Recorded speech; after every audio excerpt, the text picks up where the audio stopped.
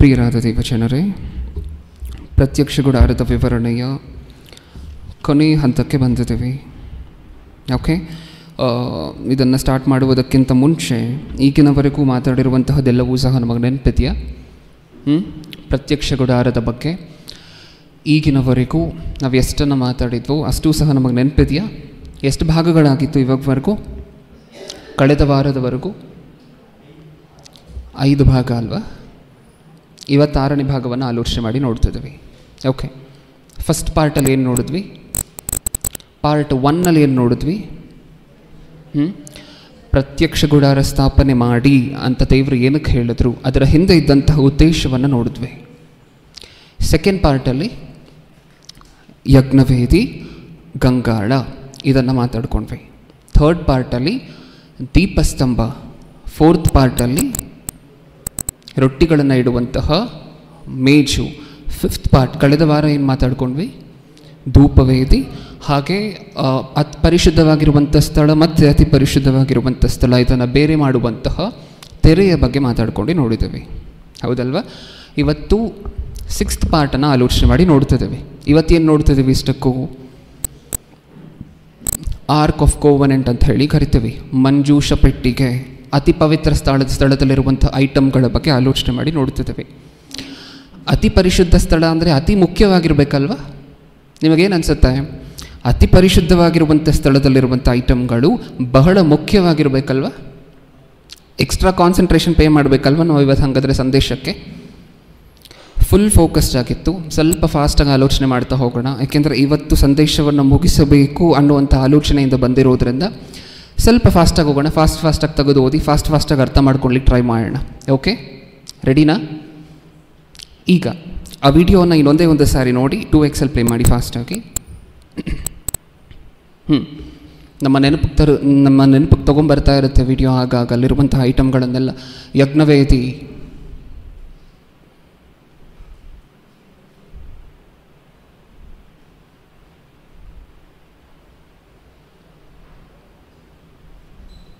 ಇದೆಲ್ಲ ಹೊರಾಂಗಣ ಅಲ್ವಾ? ಗಂಗಾಳ, ತೆರೆ, ಇದು ಪವಿತ್ರ ಸ್ಥಳ. ಲೆಫ್ಟಲ್ಲಿರುವಂತಹದ್ದು ದೀಪಸ್ತಂಭ, ಆ ದೀಪಸ್ತಂಭದ ಎದುರು ಇರುವಂತಹದ್ದು ರೊಟ್ಟಿ ಇಡುವಂತಹ ಮೇಜು. ಆ ಮೇಜಿನ ಮೇಲೆ ಎಷ್ಟು ರೊಟ್ಟಿ ಇರಬೇಕು? ಕರೆಕ್ಟಾಗಿ 12 ರೊಟ್ಟಿಗಳು. ಇದು ಧೂಪವೇದಿ, ಆ ಧೂಪವೇದಿಯ ಹಿಂದೆ ಇರುವಂತಹದ್ದು ತೆರೆ. ಇದನ್ನು ಓಪನ್ ಮಾಡಿದಾಗ ಅತಿ ಪರಿಶುದ್ಧ ಸ್ಥಳ, ಇದು ಮಂಜೂಷ. ಓಕೆ, ಈಗ ವಿಡಿಯೋವನ್ನು ತೆಗೆದು ಇಮೇಜನ್ನು ಹಾಕಿ ಒಂದು ಸಾರಿ. ಮಂಜೂಷ ಪೆಟ್ಟಿಗೆ ಇದು. ನಾವು ಕಳೆದ ವಾರ ಇಮೇಜನ್ನು ನೋಡಿದ್ವಿ, ಇನ್ನೊಂದು ಸಾರಿ ನೋಡ್ತಿದ್ದೀವಿ ನೆನಪು ಮಾಡ್ಕೊಳ್ಲಿಕ್ಕೆ. ಹೆಂಗಿತ್ತು ಇದರ ಅರೇಂಜ್ಮೆಂಟ್? ಹೆಂಗಿತ್ತು ಹೇಳ್ತೀರಾ ಒಂದು ಸಾರಿ? ಕೆಳಗಡೆ ಮಂಜೂಷ ಪೆಟ್ಟಿಗೆ, ನಮ್ಗೆ ಅರ್ಥ ಆಗುವಂಥ ಭಾಷೆಯಲ್ಲಿ ಹೇಳಬೇಕಂದ್ರೆ ಒಂದು ಬಾಕ್ಸು. ಆ ಬಾಕ್ಸಲ್ಲಿ 3 ಐಟಮ್ಮು. ಏನೇನು?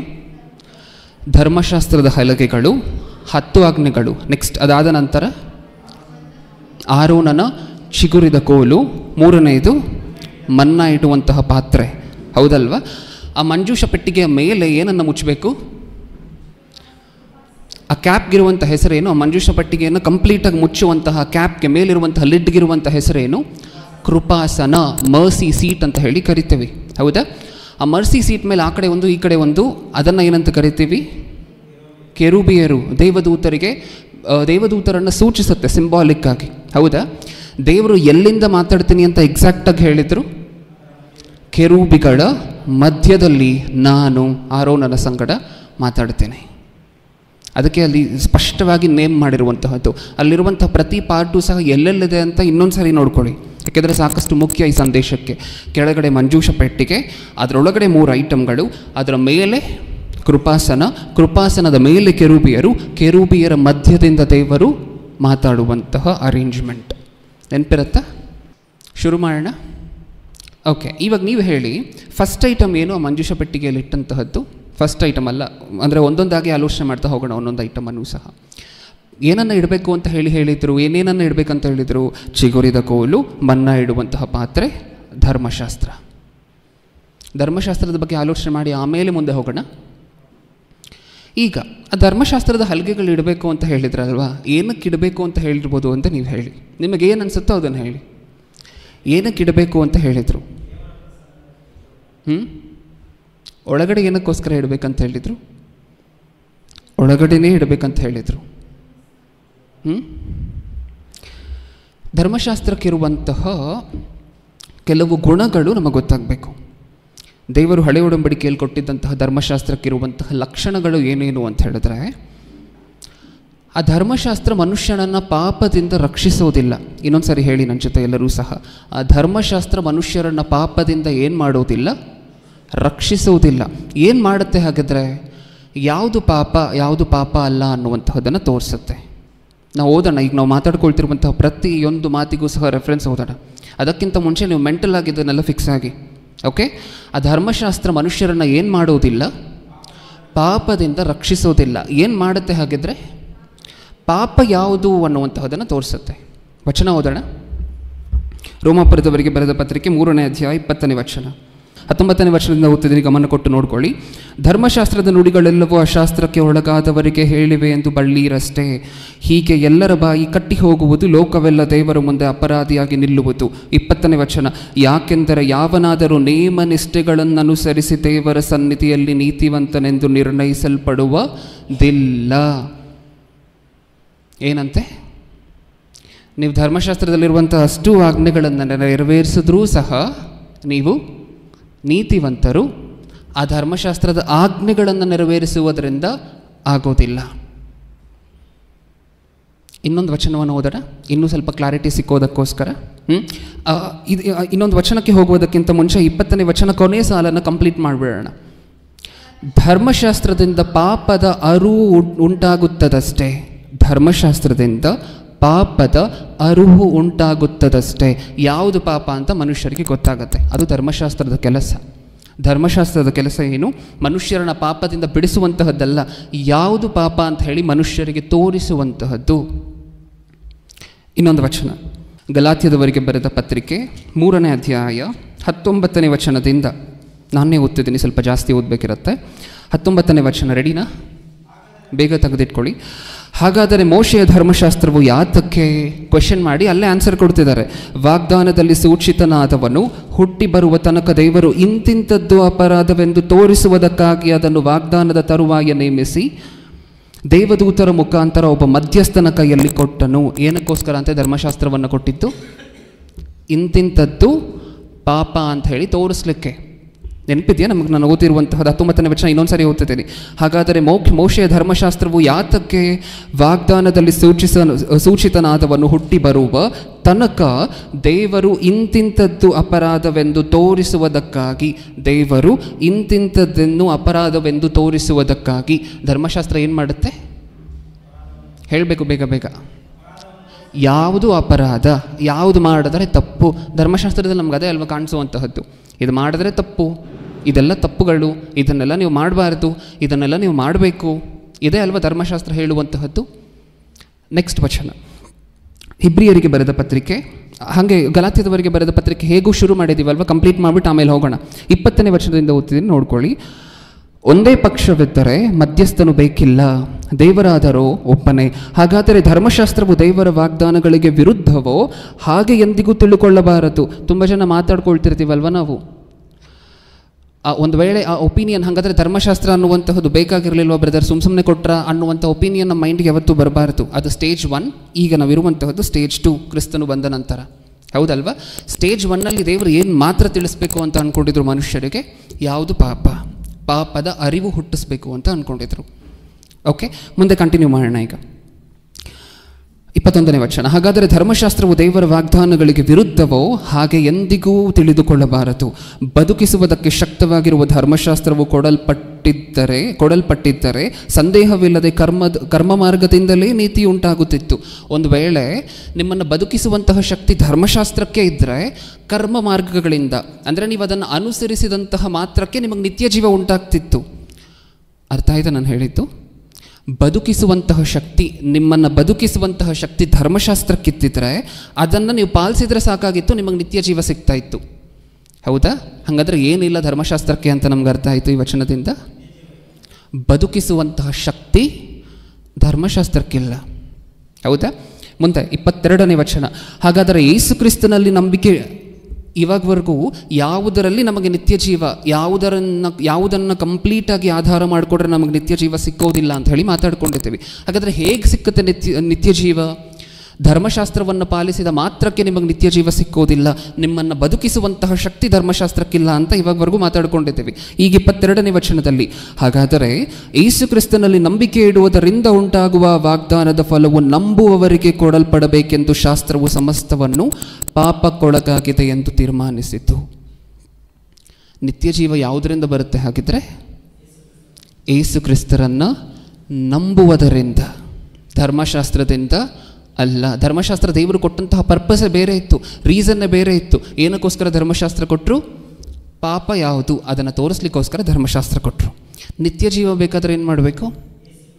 ಯೇಸು ಕ್ರಿಸ್ತರನ್ನು ನಂಬಬೇಕು. ನಿಜಾನ? ಧರ್ಮಶಾಸ್ತ್ರ ಒಂದು ಕಾಲದಲ್ಲಿ ಮನುಷ್ಯರನ್ನೆಲ್ಲ, ಭೂಮಿಯ ಮೇಲಿರುವಂತಹ ಪ್ರತಿ ಮನುಷ್ಯನನ್ನು ಏನಂತ ಡಿಸೈಡ್ ಮಾಡಿತ್ತು ಅಂದರೆ, ಇವನು ಪಾಪಿ, ಇವನು ಪಾಪಿ, ಇವನು ಪಾಪಿ, ಭೂಮಿಯ ಮೇಲಿರುವಂತಹ ಸಮಸ್ತ ಜನರು ಸಹ ಪಾಪಿ ಅಂತ ಹೇಳಿ ಡಿಸೈಡ್ ಮಾಡಿತ್ತಂತೆ ಒಂದು ಕಾಲದಲ್ಲಿ ಧರ್ಮಶಾಸ್ತ್ರ. ಅದು ಏನಕ್ಕೆ ಹಂಗೆ ಡಿಸೈಡ್ ಮಾಡಿತ್ತಂತೆ? ಅದು ಏನಕ್ಕೆ ಹಂಗೆ ಡಿಸೈಡ್ ಮಾಡಿತ್ತು? ಮುಂದೆ ಬರುವಂಥ ಕ್ರಿಸ್ತನ ಮೇಲೆ ನಂಬಿಕೆ ಇಟ್ಟು ಈ ಪಾಪಿಗಳೆಲ್ಲರೂ ಸಹ ನೀತಿವಂತರಾಗಬೇಕು. ಯಾರ ಮೂಲಕ? ಕ್ರಿಸ್ತನ ಮೇಲೆ ನಂಬಿಕೆ ಇಡುವುದರ ಮೂಲಕ. ನೀವು ಓದಂತಹ ವಚನವನ್ನು ಇನ್ನೊಂದು ಸಾರಿ ಓದೋಣ, ಇದನ್ನು ತಲೆಯಲ್ಲಿ ಇಟ್ಕೊಂಡು ಇನ್ನೊಂದು ಸಾರಿ ಓದೋಣ. 22ನೇ ವಚನ, 21ರಿಂದ ಓದೋಣ. ಹಾಗಾದರೆ ಧರ್ಮಶಾಸ್ತ್ರವು ದೇವರ ವಾಗ್ದಾನಗಳಿಗೆ ವಿರುದ್ಧವೋ? ಹಾಗೆ ಎಂದಿಗೂ ತಿಳುಕೊಳ್ಳಬಾರದು.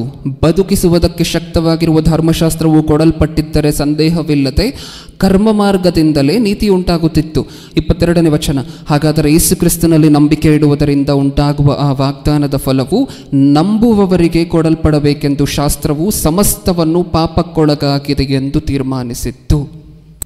ಧರ್ಮಶಾಸ್ತ್ರದ ಪ್ರಕಾರ ಪಾಪಿಗಳು ಅಂತ ಹೇಳಿ ತೀಡಲ್ಪಟ್ಟಂತಹ ಪ್ರತಿಯೊಬ್ಬೊಬ್ಬರು ಯೇಸು ಕ್ರಿಸ್ತರನ್ನು ನಂಬಿ ತಾವು ನೀತಿವಂತರಾಗಬೇಕು.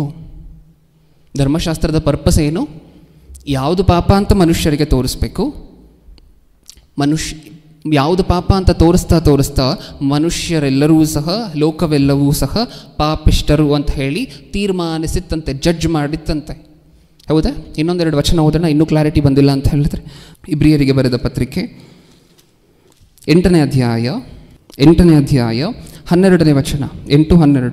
ನಾನು ಅವರ ದುಷ್ಕೃತ್ಯಗಳ ವಿಷಯವಾಗಿ ಕ್ಷಮೆಯುಳ್ಳವನಾಗಿರುವೆನು, ಅವರ ಪಾಪಗಳನ್ನು ನನ್ನ ನೆನಪಿಗೆ ಎಂದಿಗೂ ತರುವುದಿಲ್ಲ ಎಂದು ಕರ್ತನು ನುಡಿಯುತ್ತಾನೆ. ಇಲ್ಲಿ ಹೊಸ ಒಡಂಬಡಿಕೆ ಎಂದು ಹೇಳಿದ್ದರಲ್ಲಿ ಮೊದಲಿದ್ದದ್ದನ್ನು ಹಳೆಯದಾಗಿ ಮಾಡಿದ್ದಾನೆ.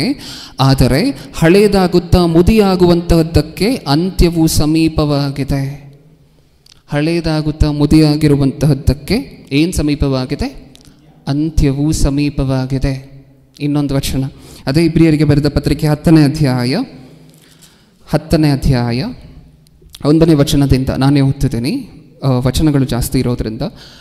ಧರ್ಮಶಾಸ್ತ್ರದಲ್ಲಿ ಮುಂದೆ ಬರಬೇಕಾಗಿದ್ದ ಮೇಲುಗಳ ಛಾಯೆಯೇ ಹೊರತು ಅವುಗಳ ನಿಜ ಸ್ವರೂಪವಲ್ಲವಾದ್ದರಿಂದ ಧರ್ಮಶಾಸ್ತ್ರವು ವರ್ಷಕ್ಕೆ ಪದೇ ಪದೇ ಅರ್ಪಿತವಾಗುವ ಒಂದೇ ವಿಧವಾದ ಯಜ್ಞಗಳನ್ನು ಅರ್ಪಿಸಿ ದೇವರ ಸಮೀಪಕ್ಕೆ ಬರುವವರನ್ನು ಎಂದಿಗೂ ಸಿದ್ಧಿಗೆ ತರಲಾರದು. ಧರ್ಮಶಾಸ್ತ್ರ ಏನು ಹೇಳ್ಕೊಟ್ಟಿತ್ತು? ಪಾಪ ಮಾಡಿದ್ಮೇಲೆ ಏನು ಮಾಡಬೇಕಂತ ಹೇಳ್ಕೊಟ್ಟಿತ್ತು? ಒಂದು ಕುರಿಯನ್ನು, ಏನಾದನ್ನು, ಯಾವ ಪ್ರಾಣಿಯನ್ನು ಬಲಿ ಕೊಡಬೇಕು. ಆ ಪ್ರಾಣಿಯ ರಕ್ತದ ಮೇರೆಗೆ ನೀವು ನೀತಿವಂತರಾಗ್ತೀರಾ. ಇದಲ್ವ ಧರ್ಮಶಾಸ್ತ್ರ ನಮಗೆ ಹೇಳ್ಕೊಟ್ಟಿತ್ತು. ಇಲ್ಲಿ ಹೊಸ ಒಡಂಬಡಿಕೆಯಲ್ಲಿ ಕೊಡ್ತಿರುವಂಥ ಕ್ಲಾರಿಫಿಕೇಶನ್ ಏನು ಗೊತ್ತಾ? ಒಂದು ವೇಳೆ ಕುರಿ ರಕ್ತದಿಂದ ಮನುಷ್ಯರು ಸ್ವಚ್ಛ ಆಗೋ ಹಂಗಿತ್ತಿದ್ರೆ, ಶುದ್ಧ ಆಗೋ ಹಂಗಿತ್ತಿದ್ರೆ, ಯೇಸು ಕ್ರಿಸ್ತರು ಏನಕ್ಕೆ ಬರಬೇಕಿತ್ತು? ಧರ್ಮಶಾಸ್ತ್ರ ಮುಂದೆ ಬರುವಂತಹ ವಿಚಾರಕ್ಕೆ, ಮುಂದೆ ಬರುವಂತಹ ನಿಜ ಸ್ವರೂಪಗಳಿಗೆ ಛಾಯೆಯೇ ಹೊರತು ಅದು ಒರಿಜಿನಲ್ ಅಲ್ಲ. ಶ್ಯಾಡೋ ಮಾತ್ರ, ಛಾಯೆ, ನೆರಳು. ಇನ್ನೊಂದು ಮುಂದೆ ಹಾಗೆ ಓದ್ತಾ ಹೋಗೋಣ, ಇನ್ನೂ ಏನೇನು ಅರ್ಥ ಆಗುತ್ತೆ. 2ನೇ ವಚನ, ತಂದಿದ್ದ ಪಕ್ಷದಲ್ಲಿ, ಒಂದು ವೇಳೆ ಧರ್ಮಶಾಸ್ತ್ರದ ಮೂಲಕನೇ ನಾವು ಸಿದ್ಧಿಗೆ ಬಂದರೆ, ತಂದಿದ್ದ ಪಕ್ಷದಲ್ಲಿ ಆ ಯಜ್ಞ ಸಮರ್ಪಣೆಯು ನಿಂತು ಹೋಗುತ್ತಿರಲಿಲ್ಲ. ಇವಾಗ ನಾವು ಯಜ್ಞ ಸಮರ್ಪಿಸ್ಕೊಡ್ತೀವ ಪ್ರಿಯರೇ? ಕುರಿನೋ ಮೇಕೆನೋ ಬಲಿ ಕೊಡ್ತೀವ? ಇಲ್ಲ, ನಿಂತು ಹೋಗಿದೆ. ಒಂದು ವೇಳೆ ಕುರಿ ರಕ್ತದಿಂದ, ಮೇಕೆ ರಕ್ತದಿಂದ ನಮಗೆ ಪಾಪ ಕ್ಷಮಾಪಣೆ ಸಿಕ್ಕೋ ಹಂಗಿದ್ದಿದ್ದರೆ ಅದು ಯಾವತ್ತಿಗೂ ಸಹ ಏನಾಗ್ತಿರಲಿಲ್ಲ, ನಿಂತು ಹೋಗ್ತಿರಲಿಲ್ಲ. ಇವತ್ತಿಗೂ ಆಚರಣೆಯಲ್ಲಿ ಇರ್ತಾ ಇತ್ತು. ಒಂದು ವೇಳೆ ಕುರಿಯ ರಕ್ತದಿಂದ ನಮಗೆ ಪಾಪ ಕ್ಷಮಾಪಣೆ ಸಿಕ್ಕೋ ಹಂಗಿದ್ದಿದ್ರೆ ಧರ್ಮಶಾಸ್ತ್ರದ ಪ್ರಕಾರ ಅದು ಇವತ್ತಿಗೂ ಸಹ ನಾವು ಮಾಡ್ತಾ ಬರ್ತಾ ಇದ್ವಿ. ಅದು ಸಿಕ್ಕೋದಿಲ್ಲ ಅಂತಲ್ವ ಇಲ್ಲಿ ಹೇಳ್ತಿರುವಂತಹದ್ದು. ಹಾಗಾದರೆ ಕುರಿಯನ್ನು ಏನಕ್ಕೋಸ್ಕರ ಬಲಿ ಕೊಡಬೇಕು ಅಂತ ಹೇಳಿದ್ರಿ ತಂದೆ ಅಂತ ದೇವರನ್ನು ಕೇಳಿದ್ರೆ ಏನು ಹೇಳ್ತಾರೆ? ಮುಂದೆ ಬರುವಂತಹ ಕ್ರಿಸ್ತನ ರಕ್ತವನ್ನು ನೀವು ನಂಬಿ, ಆ ರಕ್ತವನ್ನು ನೀವು ಆಶ್ರಯಿಸಿ, ಆ ರಕ್ತದ ಮೂಲಕ ನನಗೆ ಪಾಪ ಕ್ಷಮಾಪಣೆ ಸಿಕ್ಕಿದೆ ಅಂತ ನೀವು ನಂಬಬೇಕಾದ್ರೆ ಇಷ್ಟು ವರ್ಷ ನೀವು ಇದನ್ನು ಮಾಡ್ಕೊಂಡು ಬರಬೇಕು. ಕುರಿಯ ರಕ್ತದಿಂದ ಈ ಕುರಿ ನನ್ನ ಪಾಪಕ್ಕೆ ಕುರಿ ಬಲಿ ಆಗ್ತದೆ ಅಂತ ಹೇಳಿ ನೀವು ಅಷ್ಟು ವರ್ಷ ನಂಬ್ತಾ ಬಂದರೆ, ಮುಂದೆ ಬಂದು ನನ್ನ ಮಗ ನಿಮಗೋಸ್ಕರ ರಕ್ತ ಇಟ್ಟರೆ ಆ ರಕ್ತವನ್ನು ಸಹ ನಂಬುವಂತಹದ್ದು ನಿಮಗೆ ಸುಲಭವಾಗುತ್ತೆ. ರಕ್ತದಿಂದ ಪಾಪ ಕ್ಷಮಾಪಣೆ ಸಿಕ್ಕುತ್ತೆ ಅನ್ನುವಂತಹ ನಂಬಿಕೆ ನಿಮ್ಮಲ್ಲಿರುತ್ತೆ. ಫಸ್ಟು ಶ್ಯಾಡೋವನ್ನು ನೋಡಿ, ಫಸ್ಟ್ ನೆರಳನ್ನು ನೋಡಿ, ಆಮೇಲೆ ನನ್ನ ಮಗ ಬಂದು ಅದರ ನಿಜ ಸ್ವರೂಪವನ್ನು ನಿಮ್ಮ ಮುಂದೆ ತೋರಿಸ್ತಾರೆ. ಧರ್ಮಶಾಸ್ತ್ರ ಏನು ಹೇಳ್ಕೊಟ್ಟಿತ್ತು? ಛಾಯೆಯನ್ನು ತೋರಿಸ್ತಾ ಇತ್ತು. ಹೌದಾ? ಮುಂದೆ ಓದೋಣ, 2ನೇ ವಚನದ ಇನ್ನೊಂದು ಸಾರಿ ಓದೋಣ. ತಂದಿದ್ದ ಪಕ್ಷದಲ್ಲಿ ಆ ಯಜ್ಞ ಸಮರ್ಪಣೆಯು ನಿಂತು ಹೋಗುತ್ತಿರಲಿಲ್ಲ, ಯಾಕೆಂದರೆ ದೇವಾರಾಧನೆ ಮಾಡುವವರು ಒಂದೇ ಸಾರಿ ಶುದ್ಧೀಕರಿಸಲ್ಪಟ್ಟ ಮೇಲೆ ಅವರಿಗೆ ಪಾಪ ಉಂಟೆಂದು ಅವರ ಮನಸ್ಸು ಇನ್ನೂ ಸಾಕ್ಷಿ ಕೊಡುವುದು ಹೇಗೆ? ಆದರೆ ಆ ಯಜ್ಞಗಳಿಂದ ಪ್ರತಿ ವರುಷದಲ್ಲಿಯೂ ಪಾಪಗಳ ಜ್ಞಾಪಕವಾಗುವುದುಂಟು. 4ನೇ ವಚನ. ಹೋರಿಗಳ ಮತ್ತು ಹೋತಗಳ ರಕ್ತದಿಂದ ಪಾಪಗಳು ಪರಿಹಾರವಾಗುವುದು ಅಸಾಧ್ಯವಾಗಿದೆಯಲ್ಲ. ಅಸಾಧ್ಯವಾಗಿದೆಯಲ್ಲ. ಯಾವುದರಿಂದ ಪಾಪ ಕ್ಷಮಾಪಣೆ ಆಗೋದಿಲ್ವಂತೆ? ಪ್ರಾಣಿಗಳ ರಕ್ತದಿಂದ ಪಾಪ ಕ್ಷಮಾಪಣೆ ಅಸಾಧ್ಯ. ಮತ್ತೇನಕ್ಕೋಸ್ಕರ ಹೇಳಿದ್ರು ದೇವರು? ನೀವು ಪಾಪ ಮಾಡಿದ್ಮೇಲೆ ಪ್ರಾಣಿಗಳನ್ನು ಬಲಿ ಕೊಡಬೇಕು ಅಂತ. ಮುಂದೆ ಬರುವಂತಹ ಕ್ರಿಸ್ತನ ಮರಣವನ್ನು ಇಲ್ಲಿಂದ ತೋರಿಸ್ತಾ ಬರ್ತಿದ್ದಾರೆ. ಇಲ್ಲಿ ಬಲಿಯನ್ನು ನೀವು ನೋಡಿ, ನೀವು ಪಾಪ ಮಾಡಿದ್ಮೇಲೆ ಒಬ್ಬರು ಬಲಿ ಆಗ್ತಿರುವಂತಹದ್ದು, ಒಂದು ಜಂತು ಬಲಿ ಆಗ್ತಿರುವಂತಹದನ್ನು ನೋಡಿ. ಮುಂದೆ ಇದೇ ರೀತಿ ನಿಮ್ಮ ಪಾಪಗಳ ನಿಮಿತ್ತ ನನ್ನ ಮಗ ಬಂದು ಭೂಮಿಯ ಮೇಲೆ ರಕ್ತ ಕೊಡ್ತಾರೆ. ಧರ್ಮಶಾಸ್ತ್ರ ಏನು ತೋರಿಸ್ತಿತ್ತು? ಈ ಛಾಯೆಯನ್ನು ತೋರಿಸ್ತಾ ಬರ್ತಿತ್ತು. ನೀವು ಪಾಪ ಮಾಡಿದ್ಮೇಲೆ ಈ ಥರ ಬಲಿ ಸಮರ್ಪಿಸಬೇಕು, ನೀವು ಪಾಪ ಮಾಡಿದ್ಮೇಲೆ ಈ ಥರ ಆ ರಕ್ತದಿಂದ ನಿಮ್ಮ ಪಾಪ ಪರಿಹಾರವಾಗುತ್ತೆ ಅನ್ನುವಂತಹದನ್ನು ತೋರಿಸ್ತಾ ಬರ್ತಿತ್ತು. ಅದನ್ನು ಇಲ್ಲಿ ಹೇಳ್ತಿರುವಂತಹದ್ದು. ಪ್ರಾಣಿಗಳ ರಕ್ತದಿಂದ ಪಾಪ ಕ್ಷಮಾಪಣೆ ಆಗೋದಿಲ್ಲ. ಇದು ಧರ್ಮಶಾಸ್ತ್ರ ಹೇಳಿರುವಂತಹದ್ದು. ಏನಂತ? ನೀವು ಪಾಪ ಮಾಡಿದ್ರೆ ಪ್ರಾಣಿಗಳ ಬಲಿಯನ್ನು ಕೊಡಬೇಕು ಅಥವಾ ಪಕ್ಷಿಗಳ ಬಲಿಯನ್ನು ಕೊಡಬೇಕು. ಕೆಲವು ಸರಿ ಪಾರಿವಾಳದ ಇದು ಸಹ ನಡೀತಿತ್ತಲ್ವ, ಸ್ಯಾಕ್ರಿಫೈಸ್. ಧರ್ಮಶಾಸ್ತ್ರ ಏನು ಹೇಳಿತ್ತು ಸ್ಪಷ್ಟವಾಗಿ? ನೀವು ಪಾಪ ಮಾಡಿದ್ರೆ ನಿಮ್ಮ ಪಾಪದ ನಿಮಿತ್ತ ತಗೊಂಡು ಬಂದು ಒಂದು ಪ್ರಾಣಿಯನ್ನು ಬಲಿ ಕೊಡಬೇಕು. ಧರ್ಮಶಾಸ್ತ್ರ ಇದನ್ನು ಹೇಳಿತ್ತು. ಅದಕ್ಕೆ ಹೊಸ ಒಡಂಬಡಿಕೆಯಲ್ಲಿ ಕ್ಲಾರಿಫೈ ಮಾಡ್ತಿದ್ದಾರೆ ಅದನ್ನು. ಧರ್ಮಶಾಸ್ತ್ರ ಹಿಂಗೆ ಹೇಳಿತ್ತಲ್ವ. ಒಂದು ವೇಳೆ ಧರ್ಮಶಾಸ್ತ್ರ ಹೇಳಿರುವಂತಹದ್ದೇ ಸತ್ಯ, ಒಂದು ವೇಳೆ ಧರ್ಮಶಾಸ್ತ್ರದಿಂದಲೇ ನೀವು ಸಿದ್ಧಿಗೆ ಬರೋ ಹಂಗಿದ್ದಿದ್ರೆ ಆ ಧರ್ಮಶಾಸ್ತ್ರ ಇವತ್ತಿಗೂ ಸಹ ನಾವು ಪಾಲಿಸಬೇಕಾಗಿತ್ತು. ಅದು ಇವತ್ತೂ ಸಹ ಪಾಲನೆಯಲ್ಲಿರ್ತಾ ಇತ್ತು. ನಿಜಾನಾ? ಅದಿಲ್ಲ ಅಲ್ವಾ ಈಗ? ಹಾಗಾದರೆ ಏನೋ ತೋರಿಸ್ಲಿಕ್ಕಲ್ವ ಇಟ್ಟಿರುವಂತಹ ಧರ್ಮಶಾಸ್ತ್ರವನ್ನು, ಹಳೆ ಒಡಂಬಡಿಕೆ. ಇವಾಗ ನೀವು ಹೇಳಿ, ಆ ಬಾಕ್ಸ್ ಒಳಗಡೆ ಏನಕ್ಕೋಸ್ಕರ ಇಟ್ಟರು ಧರ್ಮಶಾಸ್ತ್ರವನ್ನು? ಧರ್ಮಶಾಸ್ತ್ರವನ್ನು ಬಾಕ್ಸ್ ಒಳಗಡೆ ಇಟ್ಟರು. ಈಗ ಪರ್ಸ್ಪೆಕ್ಟಿವನ್ನು ಚೇಂಜ್ ಮಾಡ್ಕೊಂಡು ಯೋಚನೆ ಮಾಡಿ ನೋಡಿ. ಟೆಂಪ್ರರಿ ಆಗಿರುವಂತಹ ಧರ್ಮಶಾಸ್ತ್ರ ಹೊಸ ಒಡಂಬಡಿಕೆ ಇತ್ತಾ ಮಂಜೂಷದೊಳಗೆ? ಯಾವುದು ಮಾತ್ರ ಇತ್ತು? ಧರ್ಮಶಾಸ್ತ್ರ ಮಾತ್ರ. ದೀಪಸ್ತಂಭ ವಾಕ್ಯಕ್ಕೆ ಸಂಪೂರ್ಣ ಸತ್ಯಕ್ಕೆ ಹೋಲಿಕೆ ಆಗಿರುವಂತಹ ದೀಪಸ್ತಂಭ ನೀಟಾಗಿ ಹೊರಗಡೆ ಚಿನ್ನದಲ್ಲಿ ಮಾಡಿಸಿಡು ಅಂದರು ದೇವರು. ಅದನ್ನು ಹೊರಗಡೆ ಮಾಡಿಸಿಟ್ರು. ಅದು ಸಂಪೂರ್ಣ ಸತ್ಯ. ಆದರೆ ಈ ಮಂಜೂಷದೊಳಗಡೆ ಇರುವಂತಹದ್ದು ಏನು? ಧರ್ಮಶಾಸ್ತ್ರ ಮಾತ್ರ. ಏನಕ್ಕೋಸ್ಕರ ಒಳಗಡೆ ಇಟ್ಟು ಮೇಲೆ ಕೃಪಾಸನದಿಂದ ಮುಚ್ತಿದ್ದಾರೆ? ಆ ಧರ್ಮಶಾಸ್ತ್ರವನ್ನು ಒಳಗಡೆ ಇಟ್ಟು ಮೇಲೆ ಕೃಪಾಸನದಿಂದ ಮುಚ್ತಿದ್ದಾರೆ. ಏನಕ್ಕೋಸ್ಕರ? ನೀವು ನೀತಿವಂತರಾಗುವಂತಹದ್ದು ಒಳಗಿರುವಂತಹ ಧರ್ಮಶಾಸ್ತ್ರದಿಂದ ಅಲ್ಲ, ಮೇಲಿರುವಂತಹ ಕೃಪಾಸನದ ಮೇಲೆ ನಂಬಿಕೆ ಇಡುವುದರಿಂದ. ಕೃಪಾಸನ ಏನು, ಯಾರು ಅನ್ನುವಂತಹದನ್ನು ನೋಡೋಣ ಇನ್ನೊಂದು ಸ್ವಲ್ಪ ಹೊತ್ತಲ್ಲಿ. ಆದರೆ ಸದ್ಯಕ್ಕಿಷ್ಟು ಅರ್ಥ ಮಾಡ್ಕೊಳ್ಳಿ. ನಾವು ನೀತಿವಂತರಾಗುವಂತಹದ್ದು ಪೆಟ್ಟಿಗೆ ಒಳಗೆ ಕಾಣದೇ ಇರುವಂತಹ ಧರ್ಮಶಾಸ್ತ್ರದಿಂದ ಅಲ್ಲ. ಇಲ್ಲಿ ಫೋಕಸ್ ಏನು? ಕಾಣದೇ ಇರುವಂತಹ ಧರ್ಮಶಾಸ್ತ್ರನ ಕಾಣುವಂತೆ ಮೇಲಿಟ್ಟಿರುವಂಥ ಕೃಪಾಸನನ. ಇವತ್ತು ಮೋದಿಯವರು ಬ್ಯಾಂಗ್ಳೂರಿಗೆ ಬರ್ತಿದ್ದಾರಂತೆ. ಅವ್ರಿಗೆ ಸ್ಟೇಜ್ ಅರೇಂಜ್ಮೆಂಟ್ ಮಾಡಿರ್ತಾರಲ್ವ, ದೊಡ್ಡ ಚೇರನ್ನು ಅಥವಾ ಮುಖ್ಯ ಸ್ಥಾನದಲ್ಲಿ ಸೆಂಟ್ರ್ ಪೊಸಿಷನಲ್ಲಿ ಯಾರನ್ನು ಕೂರಿಸಿರ್ತಾರೆ? MLAಗಳನ್ನು. ಯಾರು ಕೂತಿರ್ತಾರೆ? Prime minister. MLAಗಳೆಲ್ಲ ಪಾಪ ಅಡ್ರೆಸ್ಗಿರೋದಿಲ್ಲ, ಎಲ್ಲೋ ಹಿಂದೆ ಚೇರ್ಗಳು ಸಿಕ್ಕಿದ್ರೆ ಕೂತ್ಕೊಂಡಿರ್ತಾರೆ, ಇಲ್ಲಾಂದರೆ ನಿಂತಿರ್ತಾರೆ. ಇಲ್ಲಿ ಪ್ರೈಮ್ ಫೋಕಸ್ ಯಾರು? ಪ್ರೈಮ್ ಮಿನಿಸ್ಟರ್ ಇರಬೇಕಾದ್ರೆ ಪ್ರೈಮ್ ಮಿನಿಸ್ಟರ್ ಮಾತ್ರ ಪ್ರೈಮ್ ಫೋಕಸ್, ಉಳಿದಂಥವರೆಲ್ಲರೂ ಸಹ ಸೈಡಲ್ಲಿ. ಕಾಣಬೇಕಾಗಿರುವಂತಹ ಪ್ರೈಮ್ ಮಿನಿಸ್ಟರ್ ಒಬ್ಬರೇ. ನಿಜನಾ? ಈ ಮಂಜೂಷ ಪೆಟ್ಟಿಗೆಯಲ್ಲಿ ಕಾಣದೇ ಇರುವಂತಹ ಧರ್ಮಶಾಸ್ತ್ರ ಅಲ್ಲ ಪ್ರೈಮ್ ಫೋಕಸ್. ಪ್ರೈಮ್ ಫೋಕಸ್ ಏನು? ಈ ಧರ್ಮಶಾಸ್ತ್ರವನ್ನು, ಈ ಪೆಟ್ಟಿಗೆಯನ್ನು ಮುಚ್ಚಿರುವಂತಹ ಮೇಲಿರುವಂತಹ ಮರ್ಸಿ ಸೀಟ್, ಕೃಪಾಸನ. ಆ ಕೃಪಾಸನ ಯಾರು? ರೋಮಾಪುರದವರಿಗೆ ಬರೆದ ಪತ್ರಿಕೆ 3ನೇ ಅಧ್ಯಾಯ 25ನೇ ವಚನ. ಈತನು ತನ್ನ ರಕ್ತವನ್ನು ಸುರಿಸಿ ನಂಬಿಕೆ ಇದ್ದವರಿಗಾಗಿ ಕೃಪಾಧಾರವಾಗಬೇಕೆಂದು ದೇವರು ಈತನನ್ನು ಮುಂದಿಟ್ಟನು. ತನ್ನ ರಕ್ತವನ್ನು ಸುರಿಸಿ ನಂಬಿಕೆ ಇದ್ದವರಿಗಾಗಿ, ನಂಬಿಕೆ ಇರುವಂಥವರಿಗೆ ಮಾತ್ರ, ನಂಬಿಕೆಯಿಂದ ಅಲ್ವಾ ನೀತಿವಂತರು ಅಂತ ಹೇಳಿ ಎಣಿಸಲ್ಪಡುವಂತಹದ್ದು. ನಂಬಿಕೆ ಇದ್ದವರಿಗಾಗಿ ಕೃಪಾಧಾರವಾಗಬೇಕೆಂದು, ಕೃಪಾ ಆಧಾರ, ಕೃಪಾ ಆಧಾರ, ಕೃಪಾಸನ. ನಾವು ಮೂಲ ಭಾಷೆಯಲ್ಲಿ ನೀಟಾಗಿ ಬೇರೆ ಬೇರೆ ಟ್ರಾನ್ಸ್ಲೇಷನ್ಸನ್ನು ನೋಡ್ತಾ ಬಂದರೆ Jesus is the mercy seat ಅನ್ನುವಂತಹ ಪದ ನೀಟಾಗಿ ನಮಗೆ ಸಿಕ್ಕುತ್ತೆ. ಕೆಲವು ಇಂಗ್ಲೀಷ್ ವರ್ಷನ್ಗಳಲ್ಲೂ ಸ್ಪಷ್ಟವಾಗಿ ಟ್ರಾನ್ಸ್ಲೇಟ್ ಆಗಿದೆ. ಮರ್ಸಿ ಸೀಟ್ ಯಾರು? ಕೃಪಾಸನ ಯಾರು? ಯೇಸು ಕ್ರಿಸ್ತರು.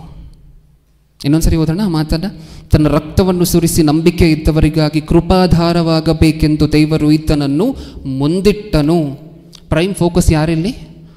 ಆ ಮಂಜೂಷ ಪೆಟ್ಟಿಗೆ, ಆ ಸಮಸ್ತ ಅರೇಂಜ್ಮೆಂಟು ಸಹ ಸೇರಿಸಿದ್ರೆ ಪ್ರೈಮ್ ಫೋಕಸ್ ಯಾರು? ಪೆಟ್ಟಿಗೆ ಒಳಗಡೆ ಇರುವಂತಹ ಧರ್ಮಶಾಸ್ತ್ರ ಅಲ್ಲ. ಒಂದು ಕಾಲದಲ್ಲಿ ಧರ್ಮಶಾಸ್ತ್ರ ನಮ್ಮನ್ನು, ಮನುಷ್ಯರನ್ನೆಲ್ಲ ಕಾವಲಲ್ಲಿಡುತ್ತಂತೆ. ಇನ್ನೊಂದು ಕಾಲದಲ್ಲಿ ಆ ಧರ್ಮಶಾಸ್ತ್ರ ನಮ್ಮನ್ನು ಯಾವ ಧರ್ಮಶಾಸ್ತ್ರ ಕಾವಲಲ್ಲಿಡುತ್ತೋ, ನಮ್ಮನ್ನು ಅಂದರೆ ಮನುಷ್ಯರನ್ನು ಯಾವ ಧರ್ಮಶಾಸ್ತ್ರ ಕಾವಲಲ್ಲಿ ಸೆರೆಯಲ್ಲಿ ಇಟ್ಕೊಂಡಿತ್ತೋ ಆ ಧರ್ಮಶಾಸ್ತ್ರವನ್ನು ಒಳಗಡೆ ಹಾಕಿ ಮುಚ್ಚಿ ನೀಟಾಗಿ ಮೇಲೆ ಕೃಪಾಸನವನ್ನು ಕ್ಲೋಸ್ ಮಾಡಲಿಕ್ಕೆ ಹೇಳಿದ್ರು ದೇವರು. ಅಲ್ಲಿ ಪ್ರೈಮ್ ಫೋಕಸ್ ಒಳಗಿರುವಂತಹ ಧರ್ಮಶಾಸ್ತ್ರ ಅಲ್ಲ. ನೀವು ನೀತಿವಂತರಾಗುವಂತಹದ್ದು ಒಳಗಿರುವಂತಹ ಧರ್ಮಶಾಸ್ತ್ರದಿಂದ ಅಲ್ಲ, ಮೇಲಿರುವಂತಹ ಕೃಪಾಸನದ ಆಧಾರದ ಮೇಲೆ. ಕೃಪಾಸನವನ್ನು ನಂಬುವುದರಿಂದ, ಕೃಪಾಸನವನ್ನು ನೋಡುವುದರಿಂದ, ಕೃಪಾಸನವನ್ನು ಆಶ್ರಯಿಸಿರುವುದರಿಂದ. ಒಂದು 4 ವಚನಗಳಿದೆ, ಪಟ್ ಅಂತ ಓದ್ಕೊಂಡು ಹೋಗೋಣ, ಸಮಯ ಇಲ್ಲ ಸಾಕಷ್ಟು, ಬೇಗ ಬೇಗ ಓದೋಣ. ಗಲಾತ್ಯದವರಿಗೆ ಬರೆದ ಪತ್ರಿಕೆ 2ನೇ ಅಧ್ಯಾಯ 16ನೇ ವಚನ, 2:16. ಆದರೂ ಯಾವನಾದರೂ ಯೇಸು ಕ್ರಿಸ್ತನ ಮೇಲಿನ ನಂಬಿಕೆಯಿಂದಲೇ ಹೊರತು ನೇಮ ನಿಷ್ಠೆಗಳನ್ನು ಅನುಸರಿಸಿ ನೀತಿವಂತನೆಂದು ನಿರ್ಣಯಿಸಲ್ಪಡುವುದಿಲ್ಲವೆಂಬುದು ನಮಗೆ ತಿಳಿದಿರುವುದರಿಂದ ನಾವು ಸಹ ನೇಮ ನಿಷ್ಠೆಗಳನ್ನು ಬಿಟ್ಟು ಕ್ರಿಸ್ತನ ಮೇಲಿನ ನಂಬಿಕೆಯಿಂದಲೇ ನೀತಿವಂತರೆಂದು ನಿರ್ಣಯಿಸಲ್ಪಡುವುದಕ್ಕಾಗಿ ಕ್ರಿಸ್ತ ಯೇಸುವಿನಲ್ಲಿ ನಂಬಿಕೆ ಇಟ್ಟೆವು. ಅರ್ಥ ಆಯ್ತಾ? ಸ್ಪಷ್ಟವಾಗಿ ಏನರ್ಥ ಆಯ್ತು ಈ ವಚನದಿಂದ ನಮಗೆ? ನೇಮ ನಿಷ್ಠೆಗಳಿಂದ ಅಲ್ಲ. ಮೊದಲನೇ ಶತಮಾನದಲ್ಲಿ ಯಹೂದ್ಯರು ಅನ್ನುವಂಥ ಒಂದು ಕ್ಯಾಟಗರಿ ಇತ್ತಲ್ವ, ಇವರು ಯಾವಾಗಲೂ ಸಹ ನೇಮನಿಷ್ಠೆಗಳು, ಧರ್ಮಶಾಸ್ತ್ರ ಇದರ ಹಿಂದೆನೇ ಜಾಸ್ತಿ ಫೋಕಸ್ ಮಾಡ್ತಿದ್ರಂತೆ. ಕ್ರಿಸ್ತನನ್ನು ನಂಬುವಂತಹದನ್ನು ಗಾಳಿಗೆ ಬಿಟ್ಬಿಟ್ಟು ಬರೀ ಬರ್ಕೊಟ್ಟಿರುವಂತಹ ಧರ್ಮಶಾಸ್ತ್ರ, ಮನುಷ್ಯ ಕಲ್ಪಿತವಾಗಿರುವಂಥ ಆಜ್ಞೆಗಳು ಇದರ ಹಿಂದೆ ಇತ್ತಂತೆ ಇವರ ಫೋಕಸ್. ಅವರಿಗೆ ಕ್ಲಾರಿಫಿಕೇಶನ್ ಕೊಡ್ತಾ ಹೇಳಿರುವಂತಹ ಮಾತು, ನೇಮನಿಷ್ಠೆಗಳಿಂದ ಆಗಲಿ, ಧರ್ಮಶಾಸ್ತ್ರವನ್ನು ಪಾಲಿಸುವಂತಹದ್ರಿಂದ ಆಗಲಿ ಮನುಷ್ಯರು ನೀತಿವಂತರು ಆಗೋದಿಲ್ಲ. ಏಕೆಂದರೆ ಧರ್ಮಶಾಸ್ತ್ರವನ್ನು ಕಂಪ್ಲೀಟಾಗಿ ಪಾಲಿಸುವಂತಹದ್ದು ನಿಮ್ಮ ಕೈಯಲ್ಲಿ ಕನಸಲ್ಲೂ ನನಸಲ್ಲೂ ಆಗೋದಿಲ್ಲ. ಅದಾಗದೇ ಇರುವಂತಹ ಕೆಲಸ. ಹಾಗಾದರೆ ನೀತಿವಂತರಾಗುವಂತಹದ್ದು ಹೇಗೆ? ಏಸು ಕ್ರಿಸ್ತರ ಮೇಲೆ ನಂಬಿಕೆ ಇಡುವುದರಿಂದ, ಏಸು ಕ್ರಿಸ್ತರ ಬಲಿಯನ್ನು ಆಶ್ರಯಿಸುವುದರಿಂದ.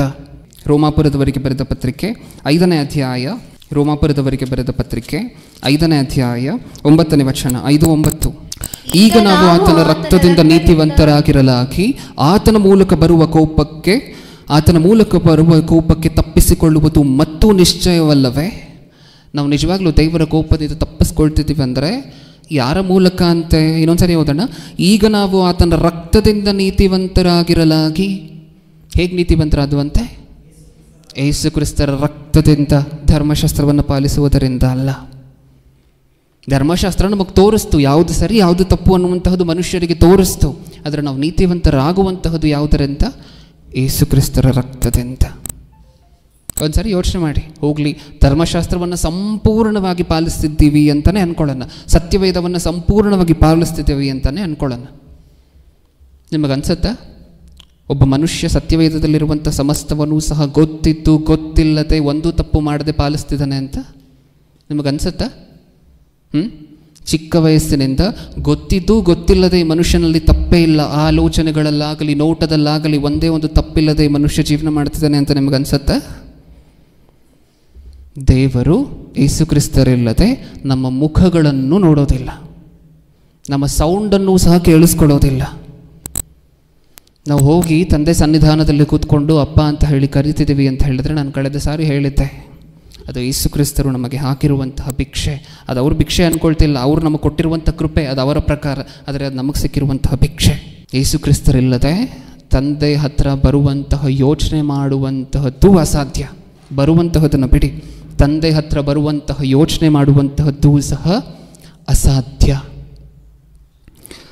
ರೋಮಾಪುರದವರಿಗೆ ಬರೆದ ಪತ್ರಿಕೆ 3ನೇ ಅಧ್ಯಾಯ 21ನೇ ವಚನ. 3:21. ಈಗಲಾದರೂ ದೇವರಿಂದ ದೊರಕುವ ನೀತಿಯು ಧರ್ಮಶಾಸ್ತ್ರ ನಿಯಮಗಳಿಲ್ಲದೆ ಪ್ರಕಟವಾಗಿದೆ. ಅದು ಮೋಶೆಯ ಧರ್ಮಶಾಸ್ತ್ರದಿಂದಲೂ ಪ್ರವಾದಿಗಳ ನುಡಿಯಿಂದಲೂ ಸಾಕ್ಷಿಗೊಂಡಿರುತ್ತದೆ. ದೇವರಿಂದಾಗುವ ಆ ನೀತಿಯು ಯಾವುದೆಂದರೆ ಯೇಸು ಕ್ರಿಸ್ತನನ್ನು ನಂಬುವುದರಿಂದಲೇ ನಂಬುವವರೆಲ್ಲರಿಗೆ ದೊರಕುವಂಥದ್ದು. ಇಲ್ಲೂ ಏನರ್ಥ ಆಯಿತು ನಮಗೆ? ಮತ್ತೆ ಹೊಸ ಒಡಂಬಡಿಕೆಯಲ್ಲಿ ನೀವು ಎಲ್ಲಿ ನೋಡಿದ್ರು ಇದೇ ಪ್ರೈಮ್ ಫೋಕಸ್. ಕ್ರಿಸ್ತನ ಮೇಲೆ ನಂಬಿಕೆ ಇಡಿ. ಕ್ರಿಸ್ತನು ನಿಮ್ಮ ಪಾಪಕ್ಕೋಸ್ಕರ ಪ್ರಾಣ ಕೊಟ್ಟಿದ್ದರಿಂದ ನೀವು ನೀತಿವಂತರಾಗಿದ್ದೀರಾ. ನೇಮನಿಷ್ಠೆಗಳನ್ನು ಪಾಲಿಸುವಂತಹದರಿಂದ ಅಲ್ಲ, ನೀವು ಧರ್ಮಶಾಸ್ತ್ರವನ್ನು ಪಾಲಿಸುವಂತಹದರಿಂದ ಅಲ್ಲ. ಇನ್ನೊಂದು ಸರಿ ಓದೋಣ. ಈಗಲಾದರೂ ದೇವರಿಂದ ದೊರಕುವ ನೀತಿಯು ಧರ್ಮಶಾಸ್ತ್ರ ನಿಯಮಗಳಿಲ್ಲದೆ ಪ್ರಕಟವಾಗಿದೆ. ಅದು ಮೋಶೆಯ ಧರ್ಮಶಾಸ್ತ್ರದಿಂದಲೂ ಪ್ರವಾದಿಗಳ ನುಡಿಗಳಿಂದಲೂ ಸಾಕ್ಷಿಗೊಂಡಿರುತ್ತದೆ. ದೇವರಿಂದಾಗುವ ನೀತಿಯು ಯಾವುದೆಂದರೆ ಯೇಸು ಕ್ರಿಸ್ತನನ್ನು ನಂಬುವುದರಿಂದಲೇ ನಂಬುವವರೆಲ್ಲರಿಗೆ ದೊರಕುವಂತಹದ್ದು. ನಂಬುವುದರಿಂದ, ಆತನ ರಕ್ತವನ್ನು ಆಶ್ರಯಿಸುವುದರಿಂದ, ಆತನ ಬಲಿಯನ್ನು ಒಪ್ಪಿಕೊಳ್ಳುವುದರಿಂದ. ಹೇಳಿ, ಏನರ್ಥ ಆಯ್ತು ಇವಾಗ? ಫಸ್ಟ್ ಆಬ್ಜೆಕ್ಟ್ನ ಬಗ್ಗೆ ಆಲೋಚನೆ ಮಾಡಿ ಮುಗಿಸಿದ್ದೇವೆ. ಪ್ರಪ್ರಥಮವಾಗಿರುವಂಥ ಐಟಮ್ ಏನು? ಧರ್ಮಶಾಸ್ತ್ರ. ಮಂಜೂಷ ಪೆಟ್ಟಿಗೆಯಲ್ಲಿ ಮುಚ್ಚಲ್ಪಟ್ಟಿರುವಂತಹ ಧರ್ಮಶಾಸ್ತ್ರ. ಏನರ್ಥ ಆಗ್ತಿದೆ? ಏನಕ್ಕೋಸ್ಕರ ಇಟ್ಟರು ಅಲ್ಲಿ ಅದನ್ನು? ಇಲ್ಲಿಯ ತನಕ ನಿಮ್ಮನ್ನು ತನ್ನ ಕಾವಲಲ್ಲಿ ಇಟ್ಕೊಂಡಿರುವಂತಹ ಧರ್ಮಶಾಸ್ತ್ರ ಇನ್ಮೇಲೆ ಮುಚ್ಚಲ್ಪಟ್ಟು ರದ್ದಾಗತ್ತೆ. ನೀವಿದನ್ನು ಪಾಲಿಸಿದ ಮಾತ್ರಕ್ಕೆ ನೀತಿವಂತರಾಗೋದಿಲ್ಲ. ಒಳಗಿರುವಂತಹ, ಕಾಣದೇ ಇರುವಂತಹ, ಫೋಕಸ್ ಅಲ್ಲದೇ ಇರುವಂತಹ ಧರ್ಮಶಾಸ್ತ್ರವನ್ನು ಪಾಲಿಸುವುದರಿಂದ ನೀತಿವಂತರಾಗೋದಿಲ್ಲ. ನೇಮ ನಿಯಮಗಳನ್ನು, ನಿಬಂಧನೆಗಳನ್ನು ಪಾಲಿಸುವುದರಿಂದ ನೀತಿವಂತರಾಗೋದಿಲ್ಲ. ಒಳಗಡೆ ಇರುವಂತಹ ಧರ್ಮಶಾಸ್ತ್ರ ಅಲ್ಲ, ಮೇಲಿರುವಂತಹ ಕೃಪಾಸನವನ್ನು ನೋಡಿ. ಅರ್ಥ ಆಯ್ತಾ ನಮಗೆ? ಸೆಕೆಂಡ್ ಆಬ್ಜೆಕ್ಟ್ಗೆ ಹೋಗೋಣ. ಸೆಕೆಂಡ್ ಆಬ್ಜೆಕ್ಟ್ ಮಂಜೂಷ ಪೆಟ್ಟಿಗೆಯಲ್ಲಿರುವಂತಹ 2ನೇ ಐಟಮ್ಗೆ ಹೋಗೋಣ. ಏನು 2ನೇ ಐಟಮ್? ಏನು? ಕೋಲು. ಆರೋನನ ಚಿಗುರಿದ ಕೋಲು. ಈಗ ಹೇಳಿ, ಕೋಲು ಏನನ್ನು ಸೂಚಿಸುತ್ತೆ? ಕೋಲು ಏನನ್ನು ಸೂಚಿಸುತ್ತೆ? ಅರಣ್ಯಕಾಂಡ 17ನೇ ಅಧ್ಯಾಯ 2ನೇ ವಚನದಿಂದ ನಾನೇ ಓದ್ತೀನಿ. ಯೆಹೋವನು ಮೋಶೆಗೆ ಹೇಳಿದ್ದೇನೆಂದರೆ, ನೀನು ಇಸ್ರಾಯೇಲ್ಯರ ಸಂಗಡ ಮಾತಾಡಿ ಹೀಗೆ ಮಾಡಬೇಕು. ಒಂದೊಂದು ಕುಲದ ಅಧಿಪತಿಯಿಂದ ಒಂದೊಂದು ಕೋಲಿನ ಮೇರೆಗೆ 12 ಕೋಲುಗಳನ್ನು ತೆಗೆದುಕೊಳ್ಳಬೇಕು. ಅವನವನ ಕೋಲಿನ ಮೇಲೆ ಆಯಾ ಕುಲಾಧಿಪತಿಯ ಹೆಸರನ್ನು ಬರೆಯಿಸಬೇಕು. ಲೇವಿ ಕುಲಕ್ಕೂ ಒಂದು ಕೋಲು ಇರುವುದರಿಂದ ಅದರ ಮೇಲೆ ಆರೋನನ ಹೆಸರನ್ನು ಬರೆಯಿಸಬೇಕು. ಯಾರ ಹೆಸರು ಬರೆಸಬೇಕು? ಆರೋನನ ಹೆಸರನ್ನು ಬರೆಯಿಸಬೇಕು ಒಂದು ಕೋಲಿನ ಮೇಲೆ. ಇವಾಗ ಹೇಳಿ, ಆ ಕೋಲು ಏನನ್ನು ಸೂಚಿಸ್ತಿದೆ? ಈಗ ನೀವು ಓದಂತಹ ವಚನದಿಂದ ನಮಗೇನು ಅರ್ಥ ಆಯಿತು? ಕೋಲು ಏನನ್ನು ಸೂಚಿಸ್ತಿದೆ? ಒಂದೊಂದು ಗೋತ್ರದವರನ್ನು, ಒಂದೊಂದು ಫ್ಯಾಮಿಲಿಗಳನ್ನು, ಒಂದೊಂದು ಕುಟುಂಬವನ್ನು ಸೂಚಿಸ್ತಿದೆ ಅಷ್ಟೇ ಆ ಕೋಲು. ಹೌದಾ? ಆ ಕೋಲು ಸರಿ. ಆರೋನನ ಕೋಲನ್ನು ಏನಕ್ಕೋಸ್ಕರ ಅದರೊಳಗಡೆ ಇಟ್ಟು ಮುಚ್ಚು ಅಂದರು? ಆರೋನನ ಕೋಲು ಮಾತ್ರ ಒಳಗಡೆ ಇಟ್ಟು ಮುಚ್ಚು ಅಂದಿದ್ದು ಏನಕ್ಕೋಸ್ಕರ? ಒಂದು ಕಾಲದಲ್ಲಿ ಮಹಾಪರಿಶುದ್ಧ ಸ್ಥಳಕ್ಕೆ ಆಕ್ಸಸ್ ಇದ್ದಿದ್ದು ಯಾರಿಗೆ ಮಾತ್ರ? ಮಹಾಯಾಜಕರಿಗೆ. ಮಹಾಪರಿಶುದ್ಧ ಸ್ಥಳದಲ್ಲಿ ಆಕ್ಸಸ್ ಇದ್ದಂತಹದ್ದು ಯಾರಿಗೆ ಮಾತ್ರ? ಮಹಾಯಾಜಕರ ವಂಶದವರಿಗೆ ಮಾತ್ರ. ಮಹಾಯಾಜಕರು ಮತ್ತು ಅವರ ವಂಶ, ಅವ್ರಿಗೆ ಮಾತ್ರನಾ? ಹೌದು. ಈ ಕೋಲು ಏನನ್ನು ಸೂಚಿಸ್ತಿದೆ? ಈ ಮಹಾಪರಿಶುದ್ಧ ಸ್ಥಳಕ್ಕೆ ಆಕ್ಸಸ್ ಇರುವಂತಹ ಒಂದೇ ಒಂದು ಕುಟುಂಬವನ್ನು ಸೂಚಿಸ್ತದೆ. ಮೊದಲು ಒಂದೇ ಒಂದು ಕುಟುಂಬಕ್ಕೆ ಇಲ್ಲಿ ಮಹಾಪರಿಶುದ್ಧವಾಗಿರುವಂಥ ಸ್ಥಳಕ್ಕೆ ಬರಲಿಕ್ಕೆ ಆಕ್ಸಸ್ ಇತ್ತು, ಪರ್ಮಿಷನ್ ಇತ್ತು. ಅದು ಆರೋನನ ಫ್ಯಾಮ್ಲಿ. ದೇವರು ಏನು ಮಾಡ್ತಿದ್ದಾರೆ? ಕಳೆದ ವಾರ ನಾವು ನೋಡಿದ್ವಿ, 2 ಭಾಗವಾಗಿರುವಂತಹ, ವಿಭಾಗವಾಗಿರುವಂತಹ ತೆರೆ ಏನನ್ನು ಸೂಚಿಸಿದೆ? ಕ್ರಿಸ್ತನ ಶರೀರ. ವಿಭಾಗವಾಗಿರುವಂತಹ ತೆರೆ ಯೇಸು ಕ್ರಿಸ್ತರ ಶರೀರವನ್ನು ಸೂಚಿಸಿದ್ರೆ ಇವಾಗ ಯಾರು ಬೇಕಾದರೂ ಬರ್ಬೋದಾ? ಮಹಾಪರಿಶುದ್ಧವಾಗಿರುವಂಥ ಸ್ಥಳಕ್ಕೆ ಯಾರು ಬೇಕಾದರೂ ಬರ್ಬೋದಾ? ಮುಂಚೆ ಯಾವುದೋ ಒಂದೇ ಒಂದು ಫ್ಯಾಮ್ಲಿ ಬರ್ತಾ ಇತ್ತಲ್ಲ, ಯಾವುದು ಆ ಫ್ಯಾಮ್ಲಿ? ಆರೋನ ಫ್ಯಾಮ್ಲಿ. ಎಲ್ಲಿಟ್ಟು ಲಾಕ್ ಮಾಡಿಬಿಟ್ರು ದೇವರು. ಅಂದರೆ ನೀವು ಬರಬಾರ್ದು ಅಂತಲ್ಲ, ನೀವು ಮಾತ್ರ ಬರಬಾರ್ದು ಅನ್ನುವಂತಹ ರೆಸ್ಟ್ರಿಕ್ಷನ್ ಇಲ್ಲ ಇನ್ನು ಮುಂದೆ. ಆ ಕೋಲು ಯಾವ ವಂಶವನ್ನು ಹೋಲಿಸುತ್ತೋ, ಆ ಕೋಲು ಯಾವ ವಂಶವನ್ನು ತೋರಿಸುತ್ತೋ ಆ ವಂಶದವರು ಮಾತ್ರ ಬರಬಾರ್ದು ಅನ್ನುವಂತಹ ರೆಸ್ಟ್ರಿಕ್ಷನ್ ಇರೋದಿಲ್ಲ ಇನ್ನು ಮುಂದೆ. ಯಾರು ಬೇಕಾದರೂ ಬರ್ಬೋದಾ ಮಹಾಪರಿಶುದ್ಧವಾಗಿರುವಂಥ ಸ್ಥಳಕ್ಕಿನ್ ಮುಂದೆ? ಹೌದು. ಆ ಕೋಲ್ನು ಏನು ಮಾಡಿ ಗೊತ್ತಾ, ಅದರೊಳಗಡೆ ಇಟ್ಟು ಮೇಲೆ ಕೃಪಾಸನದಿಂದ ಮುಚ್ಚಿಬಿಡು. ಏಕೆಂದರೆ ಆ ಕೋಲ್ ಮಾತ್ರ ಅಲ್ಲ, ಎಲ್ಲರೂ ಸಹ ಆ ಸ್ಥಳಕ್ಕೆ ಬರಬಹುದು. ದೇವರ ಸಹವಾಸಕ್ಕೆ, ದೇವರ ಸನ್ನಿಧಾನಕ್ಕೆ, ದೇವರ ಪ್ರಸನ್ನತೆಯ ಹತ್ರ ಎಲ್ಲರೂ ಸಹ ಬರುವಂತಹ ಪ್ರಯತ್ನ ಮಾಡ್ಬೋದು ಅನ್ನುವಂತಹ ಪರ್ಮಿಷನ್ ನಮಗೆ ಸಿಕ್ಕಿದೆ ಅಂದರೆ ಅದು ಮೇಲಿರುವಂಥ ಕೃಪಾಸನದ ಮೂಲಕನೇ. ನಿಜನಾ? ಹೌದಾ? ಧರ್ಮಶಾಸ್ತ್ರದಿಂದ ನಾವು ನೀತಿವಂತರಾಗಿಲ್ಲ, ಮೇಲಿರುವಂಥ ಕೃಪಾಸನದ ಮೇಲೆ ನಂಬಿಕೆ ಇಡೋದರಿಂದ ನೀತಿವಂತರಾದ್ವಿ. ಅದು ಫಸ್ಟ್ ಪಾಯಿಂಟ್. ಸೆಕೆಂಡ್ ಪಾಯಿಂಟ್ ಏನು? ಯಾವುದೋ ಒಂದು ವಂಶಕ್ಕೆ ಮಾತ್ರ ಆಕ್ಸೆಸ್ ಇತ್ತವಾಗ ಮಹಾಪರಿಶುದ್ಧವಾಗಿರುವಂತಹ ಸ್ಥಳಕ್ಕೆ. ಈಗ ಎಲ್ಲರೂ ಸಹ ಹೋಗ್ತಿದ್ದೀವಿ ಅಂತ ಹೇಳಿದ್ರೆ ಅದು ಒಳಗಡೆ ಇರುವಂತಹ ಕೋಲಿನಿಂದ ಅಲ್ಲ. ಇನ್ನೂ ಇನ್ಫ್ಯಾಕ್ಟ್ ಆ ಕೋಲು ಸೆಪ್ರೇಟ್ ಮಾಡಿತ್ತು ಮೇಲಿರುವಂತಹ ಕೃಪಾಸನದಿಂದ. ಇನ್ನು ಉಳಿದಿರುವಂಥ ಐಟಮ್ ಯಾವುದು? ಮನ್ನ ಇಟ್ಟಿರುವಂತಹ ಪಾತ್ರೆ. ಇವಾಗ ಹೇಳಿ, ಮನ್ನ ಇಟ್ಟಿರುವಂತಹ ಪಾತ್ರೆ ನಿನಗೋಸ್ಕರ ಒಳಗಡೆ ಇಡಿ ಅಂದರು. ಮನ್ನ ಅಂದಿದ ತಕ್ಷಣ ಏನೇನು ನೆನಪು ಬರುತ್ತೆ ಹೇಳಿ? ಪಟ್ಪಟ್ ಅಂತ ಸತ್ಯವೇದದಲ್ಲಿರುವಂತಹ ವಚನಗಳು, ಯೇಸು ಕ್ರಿಸ್ತರು ಮಾತಾಡಿರುವಂತಹ ಒಂದು ಫ್ಲ್ಯಾಗ್ಶಿಪ್ ರೆಫರೆನ್ಸ್ ನೆನಪು ಬರ್ತಿರ್ಬೇಕಲ್ವ ಮನ್ನಾ ಬಗ್ಗೆ. ನಿಮ್ಮ ಪಿತೃಗಳು ಅರಣ್ಯದಲ್ಲಿ ಮನ್ನಾ ತಿಂದರೂ ಹೋದರು, ಮನ್ನಾ ತಿಂದರೂ ಸಹ ಸತ್ತೋದ್ರು. ನೀವು ನನ್ನ ಶರೀರವನ್ನು ತಗೊಂಡಾಗ ನಿಮಗೆ ಆ ಥರ ಆಗುವುದಿಲ್ಲ. ಈ ಮಾತು ನೆನಪಿದೆಯಾ ನಮಗೆ?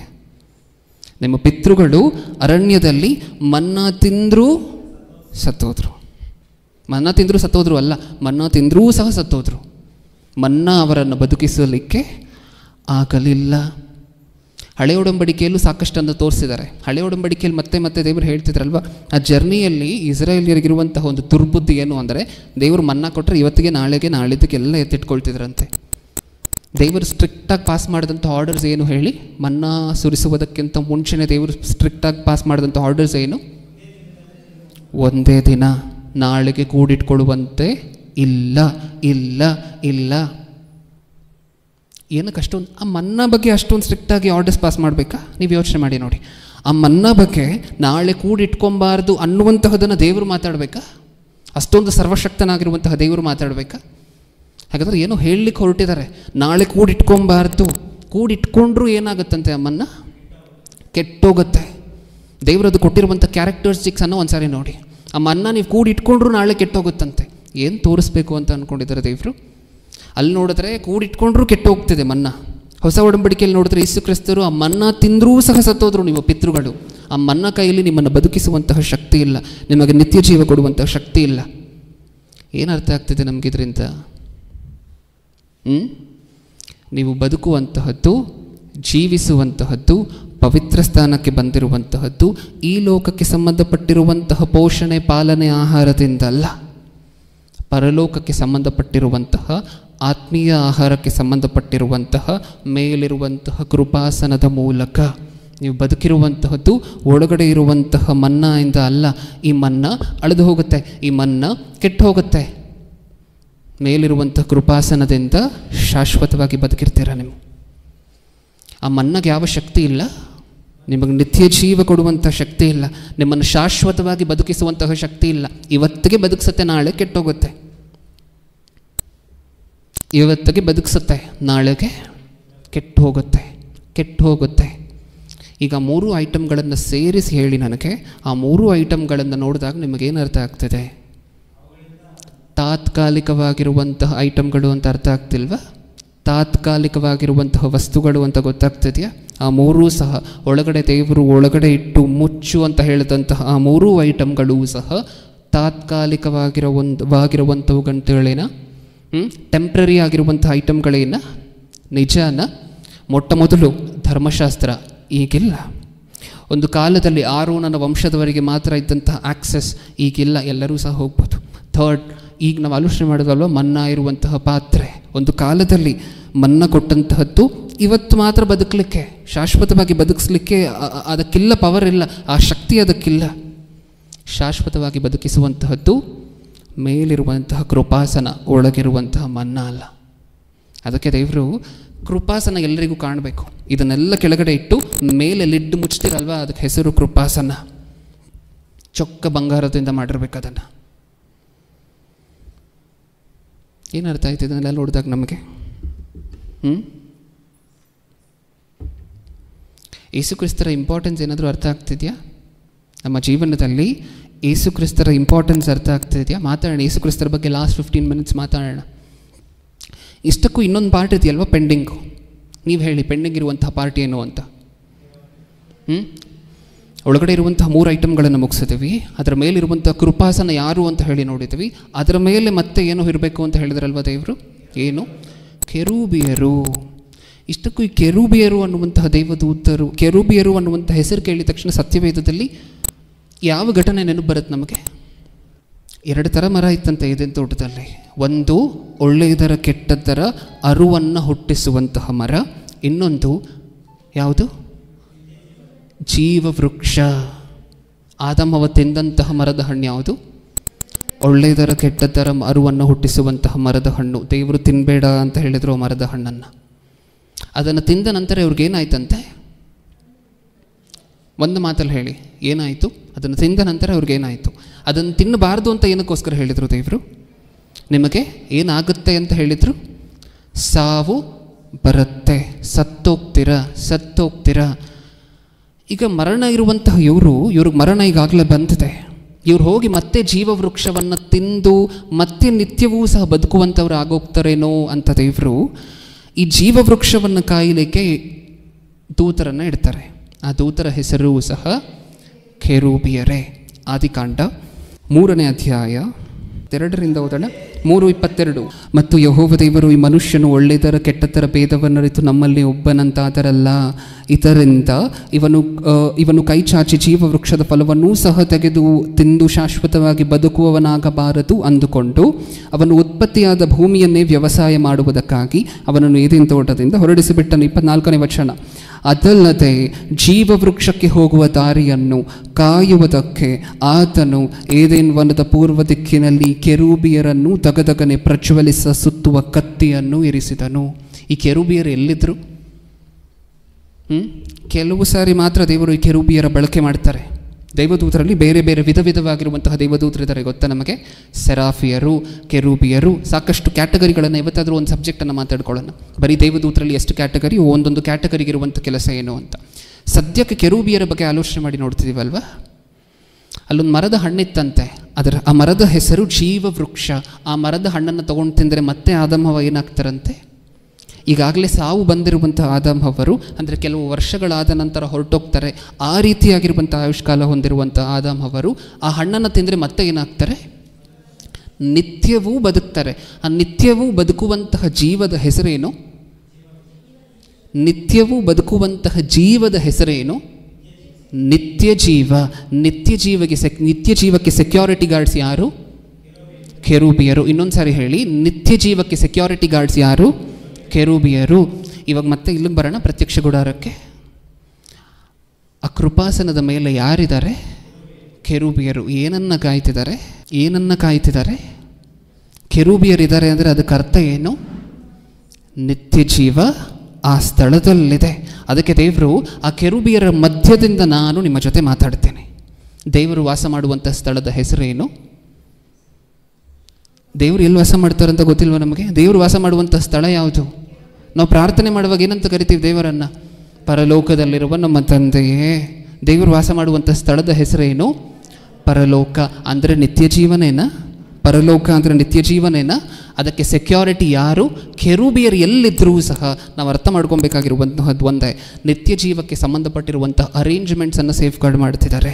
ಹೊರಗಡೆಯಿಂದ ಇನ್ನೊಂದು ಸಾರಿ ಹೋಗೋಣ, ಈ ಕ್ಲಿಯರಾಗಿ ಕ್ಲಾರಿಟಿ ಸಿಕ್ಕಿರುತ್ತೆ. ಹೊರಗಡೆ ಪ್ರಪಂಚ, ಈಗ ಹೊರಗಡೆ ಬಂದಿದ್ದೀವಿ, ಪ್ರತ್ಯಕ್ಷ ಗುಡಾರದ ಹೊರಗಡೆ ಬಂದು ನೋಡ್ತಿದ್ದೀವಿ. ಓಕೆ, ಸುತ್ತಲೂ ಹೊರಾಂಗಣ ಇದೆಯಾ?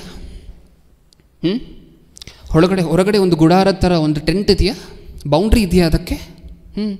ಆ ಬೌಂಡ್ರಿ ಸುತ್ತಲೂ ಯಾರು ನಿಂತ್ಕೋಬೇಕು ಅಂತ ಹೇಳಿದರು ದೇವರು? ಪ್ರತ್ಯಕ್ಷ ಗುಡಾರದ ಸುತ್ತಲೂ ಸಹ ಯಾರು ನಿಂತ್ಕೊಬೇಕು ಅಂತ ಹೇಳಿದರು? 12 ಗೋತ್ರದವರು ನಿಂತ್ಕೊಂಡಿರಬೇಕು, ಸ್ಪ್ಲಿಟ್ ಆಗಿರಬೇಕು. ಆ 12 ಗೋತ್ರದವರೆಗೂ ಪ್ರತ್ಯಕ್ಷ ಗುಡಾರದಲ್ಲಿರುವಂತಹ ದೇವರ ಪ್ರಸನ್ನತೆಗೂ ಮಧ್ಯಸ್ಥರು ಯಾರು ಅಂತ ಹೇಳಿದರು? ಯಾಜಕರು, ಲೇವಿಯರು. ಹೌದಾ? ಈ ಲೇವಿಯರ ಕೆಲಸ ಏನು? ಹೊರಗಡೆ ಇರುವಂತಹ ಜನರನ್ನು ಎಲ್ಲಿ ಕರ್ಕೊಂಡು ಬಂದುಬಿಡಬೇಕು? ಬಾಗಿಲ ಹತ್ರ. ಬಾಗಿಲು ಯಾರು? ಏಸು ಕ್ರಿಸ್ತರು. ಅವರು ಎಂಟ್ರಿ ಆಗಿದ ತಕ್ಷಣ ಫಸ್ಟ್ ಏನು ಕಾಣಿಸುತ್ತೆ ಅವರ ಕಣ್ಣಿಗೆ? ಯಜ್ಞವೇದಿ. ಆ ಯಜ್ಞವೇದಿಯನ್ನು ನಂಬಿಲ್ವಾ? Get out. ಅದು ಪಾಲಿಸಿ. ಎಂಟ್ರಿ ಆಗಿದ ತಕ್ಷಣ ಯಜ್ಞವೇದಿಯನ್ನು ಏನಕ್ಕೋಸ್ಕರ ಇಟ್ಟಿದ್ದಾರೆ? ಏಸು ಕ್ರಿಸ್ತರ ಬಲಿಯನ್ನು, ಏಸು ಕ್ರಿಸ್ತರ ರಕ್ತ ಪ್ರೋಕ್ಷಣೆಯನ್ನು ಆಧಾರ ಮಾಡಿಕೊಂಡು ಸ್ಟೆಪ್ 2ಗೆ ಹೋಗಬೇಕು. ಸ್ಟೆಪ್ 2 ಏನು? ಗಂಗಾಳ. ಯಾವುದಕ್ಕೆ ಹೋಲಿಕೆ ಆಗಿದೆ? ದೀಕ್ಷಾ ಸ್ನಾನಕ್ಕೆ. ಅಲ್ಲಿಂದ ಒಳಗಡೆ ಹೋಗಿದ ತಕ್ಷಣ ದೀಕ್ಷಾ ಸ್ನಾನ ತಗೊಂಡು ನೆಕ್ಸ್ಟ್ ಯಾವ ಸ್ಥಳ ಸಿಕ್ಕುತ್ತೆ ನಮಗೆ? ಪರಿಶುದ್ಧ ಸ್ಥಳ. ಆ ಪರಿಶುದ್ಧ ಸ್ಥಳ, ಆ 3 ಐಟಮ್ಗಳು ಸೇರಿ ಏನನ್ನು ಸೂಚಿಸುತ್ತೆ ಅಂತ ಹೇಳಿ ಕಳೆದ ವಾರ ಮಾತಾಡ್ಕೊಂಡಿದ್ದೀವಿ. ಸಭೆ. ಹೊರಗಡೆ ಇರುವಂತಹದ್ದು ಲೋಕ, ಪವಿತ್ರ ಸ್ಥಾನ ಅನ್ನುವಂತಹದ್ದು ಸಭೆ. ಈಗ ಅತಿ ಪರಿಶುದ್ಧವಾಗಿರುವಂಥ ಸ್ಥಳ ಏನನ್ನು ಸೂಚಿಸುತ್ತೆ ಅಂತ ಇಷ್ಟೊತ್ತರೆಗೂ ಮಾತಾಡಿದ್ದೀವಿ? ದೇವರಿರುವಂತಹ ಸ್ಥಳ, ಪರಲೋಕ, ನಿತ್ಯ ಜೀವ. ಹೊರಗಡೆ ಪ್ರಪಂಚ, ಪರಿಶುದ್ಧ ಸ್ಥಳ ಸಭೆ, ಅತಿ ಪರಿಶುದ್ಧವಾಗಿರುವಂಥ ಸ್ಥಳ ನಿತ್ಯ ಜೀವ, ಪರಲೋಕ. ಎಷ್ಟು ಚೆನ್ನಾಗಿ ಪ್ರೊಸೀಜರ್ ತೋರಿಸಿದ್ದಾರೆ ಅಂತ ಹೇಳಿ ಒಂದು ಸಾರಿ ನೋಡಿ. ಯಾವಾಗ ತೋರಿಸಿದ್ರು ಈ ಮ್ಯಾಪನ್ನು? ಇದಾದ ನಂತರ ಇದು ಯಾವಾಗ ತೋರಿಸಿದ್ರು ಈ ಮ್ಯಾಪನ್ನು? ಸಾವಿರಾರು ವರ್ಷಗಳ ಹಿಂದೆ. ನಮ್ಮ ಜೀವನದಲ್ಲಿ ನಾವು ಅತಿ ಪರಿಶುದ್ಧವಾಗಿರುವಂಥ ಸ್ಥಳಕ್ಕೆ ಹೋಗಬೇಕಂದ್ರೆ ಫಾಲೋ ಮಾಡಬೇಕಾಗಿರುವಂಥ ಅಷ್ಟು ಪ್ರೋಟೋಕಾಲ್ಸ್. ಹೊರಗಡೆ ಸಮಾಜ, ಬಾಗಿಲ ಹತ್ರ ಬರಬೇಕು, ಬಾಗಿಲನ್ನು ದಾಟಬೇಕು, ಯಜ್ಞವೇದಿ ಹತ್ರ ಬರಬೇಕು, ಗಂಗಾಳದ ಹತ್ರ ಬರಬೇಕು, ಪವಿತ್ರ ಸ್ಥಾನಕ್ಕೆ ಬರಬೇಕು. ಪವಿತ್ರ ಸ್ಥಾನದಲ್ಲಿರುವಂಥ 3 ಮುಖ್ಯವಾಗಿರುವಂಥ ಆಬ್ಜೆಕ್ಟ್ಗಳು ಯಾವುದು? ವಾಕ್ಯಕ್ಕೆ ಹೋಲಿಕೆ ಆಗಿರುವಂತಹ ದೀಪಸ್ತಂಭ, ನೆಕ್ಸ್ಟ್ ಕರ್ತನ ರೊಟ್ಟಿಗೆ ಹೋಲಿಕೆ ಆಗಿರುವಂತಹ ರೊಟ್ಟಿ ಇಡುವಂತಹ ಮೇಜು, ಅದಾದಮೇಲೆ ಪ್ರಾರ್ಥನೆಗಳಿಗೆ, ವಿಜ್ಞಾಪನೆಗೆ, ಬಲಿದಾನಕ್ಕೆ, ತ್ಯಾಗಕ್ಕೆ ಹೋಲಿಕೆ ಆಗಿರುವಂತಹ, ಆರಾಧನೆಗೆ ಹೋಲಿಕೆ ಆಗಿರುವಂತಹ ಧೂಪವೇದಿ. ಆ 3 ಇರಬೇಕು. ನೆಕ್ಸ್ಟ್ ಅದನ್ನು ದಾಟಿ ಅತಿ ಪರಿಶುದ್ಧವಾಗಿರುವಂಥ ಸ್ಥಳಕ್ಕೆ ಹೋದ ನಂತರ ಅಲ್ಲಿಗೆ ಹೋಗ್ತೇವೆ, ಕೃಪಾಸನದ ಹತ್ರ. ಆ ಕೃಪಾಸನದ ಮೂಲಕನೇ ಅದರ ಮೇಲಿರುವಂತಹ ಆ ಕೆರೂಬಿಯರ ಮಧ್ಯೆ ಇರುವಂತಹ ದೇವರು. ಆ ಕೃಪಾಸನದ ಮೂಲಕನೇ ಆ ಕನಸು, ದೇವರನ್ನು ನೋಡಬೇಕು, ದೇವರ ಹತ್ರ ಹೋಗಬೇಕು ಅನ್ನುವಂಥ ಕನಸು. ಫಸ್ಟ್ ಕೃಪಾಸನ, ನಮಗೂ ದೇವರಿಗೂ ಮಧ್ಯಸ್ಥರು ಅಂತ ಹೇಳಿದ್ರೆ ಈ ಮಧ್ಯದಲ್ಲಿರುವಂತಹ ಕೃಪಾಸನ. ನಿಜಾನ? ಅರ್ಥ ಆಯ್ತು ನಮಗೆ? ಇನ್ನು ಮುಂದೆ ಯಾರಾದರೂ ನಿಮ್ಮ ಹತ್ರ ಬಂದು, ಬ್ರದರ್ ನಾವೆಲ್ಲವನ್ನು ನಂಬ್ತೀವಿ, ದೇವರನ್ನು ನಂಬ್ತೀವಿ, ಇದನ್ನು ನಂಬ್ತೀವಿ, ವಾಕ್ಯವನ್ನು ನಂಬ್ತೀವಿ, ಯೇಸು ಕ್ರಿಸ್ತರೊಬ್ಬರನ್ನು ಮಾತ್ರ ನಂಬೋದಿಲ್ಲ ಅಂದರು ಅಂತ ಅಂದ್ಕೊಳ್ಳಿ. ಅರ್ಜೆಂಟಾಗಿ ಹೋಗಿ ಒಂದು ಬಾಂಡ್ ಪೇಪರನ್ನು ತೊಗೊಂಡು ಬರೆದು ಕೊಟ್ಬಿಡಿ, ನೀವು ನರಕಕ್ಕೆ ಹೋಗುವಂತಹದ್ದು ಅಂತ. ಅಂದರೆ ನಾನು ತಮಾಷೆಗೆ ಹೇಳಿದ್ದು, ಹಂಗೆ ಮಾಡಬೇಡಿ. ನಿಮಗೆ ಅರ್ಥ ಆಗಬೇಕು ಅಂತ ಇದನ್ನು ಹೇಳ್ತಿದ್ದೇನೆ. ಕ್ರಿಸ್ತನಿಲ್ಲದೆ ತಂದೆ ಹತ್ರ ಬರ್ತೀವಿ ಅಂತ ಅಂದ್ಕೊಳ್ಳುವಂತಹದ್ದು, ನಮ್ಮ ಮನಸ್ಸಿನಲ್ಲಿ ಆಲೋಚನೆ ಹುಟ್ಟುವಂತಹದ್ದು ಸಹ ವೇಸ್ಟ್. ಆ ಪ್ರತ್ಯಕ್ಷ ಗುಡಾರದ ಹೆಜ್ಜೆಯಲ್ಲೂ ಕ್ರಿಸ್ತನನ್ನು ತೋರಿಸ್ತಿದ್ದಾರೆ ದೇವರು. ಪ್ರತ್ಯಕ್ಷ ಗುಡಾರದ ಪ್ರತಿ ಹೆಜ್ಜೆಯಲ್ಲೂ ಸಹ ಮುಂದೆ ಬರುವಂತಹ ಕ್ರಿಸ್ತನನ್ನು ತೋರಿಸ್ತಿದ್ದಾರೆ ದೇವರು. ಪ್ರತಿ ಹೆಜ್ಜೆಯಲ್ಲೂ ಕ್ರಿಸ್ತನು ಕಾಣಿಸ್ತಿದ್ದಾರೆ. ನಿಜಾನ? ಬಾಗಿಲು ಯಾರು? ಕ್ರಿಸ್ತನು. ಆ ಯಜ್ಞವೇದಿ ಏನನ್ನು ತೋರಿಸ್ತಿದೆ? ಕ್ರಿಸ್ತನ ಬಲಿ. ಆ ಗಂಗಾಳ ಏನನ್ನು ತೋರಿಸ್ತಿದೆ? ಕ್ರಿಸ್ತನ ರಕ್ತದ ಮೂಲಕ, ಕ್ರಿಸ್ತನ ರಕ್ತಕ್ಕೆ ಸಾದೃಶ್ಯವಾಗಿರುವಂತಹ ಬ್ಯಾಪ್ಟಿಸಮ್. ಒಳಗಡೆ ಬಂದಿದ ತಕ್ಷಣ ಆ ವಾಕ್ಯ ಅಂದರೆ ಕ್ರಿಸ್ತನು. ಆ ವಾಕ್ಯದ ಮುಂದೆ ಒಂದಿದೆಯಂತೆ, ಅದು ರೊಟ್ಟಿ ಇರುವಂತಹ ಮೇಜು. ಅದರ ಮೇಲಿರುವಂತಹ ರೊಟ್ಟಿ ಏನನ್ನು ಸೂಚಿಸ್ತಿದೆ? ಕ್ರಿಸ್ತನ ದೇಹ. ಅಲ್ಲಿ ಧೂಪವೇದಿ. ಆ ಧೂಪವೇದಿ, ನಮ್ಮ ಪ್ರಾರ್ಥನೆಗಳು ದೇವರ ಹತ್ರ ಹೋಗಬೇಕು ಅಂದರೆ ತೆರೆ ಇತ್ತಂತೆ ಮೊದಲು, ಬ್ಯಾರಿಯರ್ ಹಾಕಿ. ಈಗ ಆ ತೆರೆ ವಿಭಾಗವಾಗಿದೆ, ಅರಿಯಲ್ಪಟ್ಟಿದೆ ಅಂತ ಹೇಳಿದ್ರೆ ಆ ತೆರೆ ಕ್ರಿಸ್ತನ ದೇಹಕ್ಕೆ ಸಾದೃಶ್ಯವಾಗಿರುವಂತಹದ್ದು. ಒಳಗಡೆ ಹೋದರೆ ಆ 3 ಐಟಮ್ಗಳಿಂದ ಅಲ್ವಂತೆ ನಾವು ನೀತಿವಂತರಾಗುವಂತಹದ್ದು. ಆ 3 ಐಟಮ್ಗಳನ್ನು ಕವರ್ ಮಾಡಿ ಮುಚ್ಚಿರುವಂತಹ ಕೃಪಾಸನದ ಮೂಲಕ ಹೆಜ್ಜೆಗೂ ಕ್ರಿಸ್ತನು ಕಾಣಿಸ್ತಿದ್ದಾರೆ. ನಾನು ಆಗಲೇ ಹೇಳಿದೆ, ಅಪ್ಪ ಅಂತ ಕರೆಯುವಂತಹ ಭಾಗ್ಯ ಸಿಕ್ಕಿದೆ ಅಂತ ಹೇಳಿದ್ರೆ ಕ್ರಿಸ್ತನ ಮೂಲಕ. ಇನ್ನೂ ದೇವರು ನಾವು ಮಾಡುವಂತಹ ಪಾಪಗಳು, ಅನಾಚಾರಗಳು, ಅನ್ಯಾಯಗಳು, ಭೂಮಿಯ ಮೇಲೆ ಜನರು ನಡೆಸುವಂತಹ ಈ ಪಾಪ ಕೃತ್ಯಗಳನ್ನು ನೋಡ್ಕೊಂಡು ಇನ್ನೂ ಜೀವಂತವಾಗಿ ಇಟ್ಟಿದ್ದಾರೆ ಇಷ್ಟು ಜನನ ಅಂತ ಹೇಳಿದ್ರೆ ಅದು ಕ್ರಿಸ್ತನ ರಕ್ತವನ್ನು ನೋಡಿಕೊಂಡು, ನಮ್ಮನ್ನು ನೋಡಿಕೊಂಡಲ್ಲ. ನಾವು ಸಭೆಗೆ ಬರ್ತಿದ್ದೀವಿ, ನಮಗೊಂದು ಸಭೆ ಸಿಕ್ಕಿದೆ, ನಮಗೆ ವಾಕ್ಯ ಸಿಕ್ಕಿದೆ ಅಂತ ಹೇಳಿದ್ರೆ ಕ್ರಿಸ್ತನ ಮೂಲಕ. ಯಾವತ್ತೋ ತೆಗೆದುಬಿಡ್ಬೇಕಿತ್ತು ನಮ್ಮನ್ನೆಲ್ಲ ಭೂಮಿ ಮೇಲಿಂದ. ಒಬ್ಬರು ಇರ್ತಿರಲಿಲ್ಲ ಭೂಮಿಯ ಮೇಲೆ ಇವತ್ತಿಗೂ ಸಹ. ಪ್ರತಿ ಸಾರಿನೂ ಅಡ್ಡ ಬಂದು, ತಂದೆ ಇವರಿಗೋಸ್ಕರ ನಾನು ರಕ್ತ ಕೊಟ್ಟಿದ್ದೇನೆ, ಇನ್ನೊಂದು ಸ್ವಲ್ಪ ಟೈಮ್ ಕೊಡಿ, ಇವರಿಗೋಸ್ಕರ ನನ್ನ ಪರಿಶುದ್ಧವಾಗಿರುವಂತಹ ರಕ್ತವನ್ನು ಕೊಟ್ಟಿದ್ದೇನೆ, ಇನ್ನೊಂದು ಸ್ವಲ್ಪ ಟೈಮ್ ಕೊಡಿ, ಈಗಲೇ ತೆಗಿಬೇಡಿ ಇವರನ್ನು ಭೂಮಿ ಮೇಲಿಂದ ಅಂತ ಹೇಳಿ ನಮಗೋಸ್ಕರ ವಿಜ್ಞಾಪನೆ ಮಾಡ್ತಿರುವಂತಹ ತೋಟಗಾರನೊಬ್ಬರಿದ್ದಾರಲ್ವ, ಯಾರವರು? ಯೇಸು ಕ್ರಿಸ್ತರು. ವಾಕ್ಯವನ್ನೆಲ್ಲ ಪಾಲಿಸ್ತೀವಿ, ಕ್ರಿಸ್ತನನ್ನ ದೇವರು ಅಂತ ನಂಬೋದಿಲ್ಲ. ನೀವು ಮನಸ್ಸಲ್ಲಿ ಫಿಕ್ಸ್ ಆಗೋಗಿ, ಇವ್ರ ಪರಲೋಕಕ್ಕೆ ಬರುವಂತಹದ್ದು ಅಸಾಧ್ಯ. ದೇವರ ಪರಿಶುದ್ಧತೆ ಬೇರೆ. ನೀವು 4 ಒಳ್ಳೆ ಕೆಲಸ ಮಾಡಿದ ತಕ್ಷಣ ನೀತಿವಂತರಾಗೋದಿಲ್ಲ. ಭೂಮಿಯ ಮೇಲಿರುವಂತಹ ಜನ 4 ಒಳ್ಳೆ ಕೆಲಸಗಳನ್ನು ಮಾಡಿದ ತಕ್ಷಣ ನೀತಿವಂತರಾಗೋದಿಲ್ಲ. 4 ಮಾತುಗಳು ಸತ್ಯವೇದದಲ್ಲಿರುವಂತಹದನ್ನು ಪಾಲಿಸಿದ ತಕ್ಷಣ ಪರಲೋಕ ಕೊಟ್ಬಿಡುವಷ್ಟು ಪರಿಶುದ್ಧರಾಗೋದಿಲ್ಲ ನಾವು. ಸತ್ಯವೇದ ಓಪನ್ ಮಾಡಿದ ತಕ್ಷಣ ವಾಕ್ಯ ಹೇಳುವಂತಹ ಪ್ರೈಮ್ ಫಸ್ಟ್ ಥಿಂಗ್ ಇದೆ, ಕ್ರಿಸ್ತನ ಮೇಲೆ ನಂಬಿಕೆ ಇಡಿ. ನೀವು ನೋಡಿದ್ರಲ್ವ ಎಷ್ಟು ವಚನಗಳು ಸಿಕ್ತು ಪ್ರಿಯರೇ ನಮಗೆ. ಕ್ರಿಸ್ತನ ಮೇಲೆ ನಂಬಿಕೆ ಇಡೋದ್ರಿಂದ ನೀವು ವಾಕ್ಯ ಏನು ಹೇಳ್ತದೆ? ಕ್ರಿಸ್ತನ ಮೇಲೆ ನಂಬಿಕೆ ಇಡೋದ್ರಿಂದ ನೀವು ನೀತಿವಂತರಾಗ್ತೀರ, ಧರ್ಮಶಾಸ್ತ್ರ ಪಾಲಿಸೋದ್ರಿಂದ ಅಲ್ಲ. ಕ್ರಿಸ್ತನ ಮೇಲೆ ನೀವು ನಂಬಿಕೆ ಇಡಿ, ಧರ್ಮಶಾಸ್ತ್ರವನ್ನು ಆಟೋಮ್ಯಾಟಿಕಾಗಿ ನಿಮ್ಮ ಜೀವನದಲ್ಲಿ ಪಾಲಿಸ್ಕೊಂಡು ಹೋಗ್ತೀರಾ. ಅದೇ ಇಲ್ಲ ಅಂತ ಹೇಳಿದ್ರೆ ಇದೆಲ್ಲ ಏನಕ್ಕೋಸ್ಕರ? ನಿಯಮನಿಷ್ಠೆಗಳನ್ನು ಮಾಡುವುದರಿಂದ ಅಲ್ಲ. 4 ಜನಕ್ಕೆ ಸಹಾಯ ಮಾಡಿದ ತಕ್ಷಣ ದೇವರು ಕರೆದು ಪರಲೋಕ ಕೊಡೋದಿಲ್ಲ.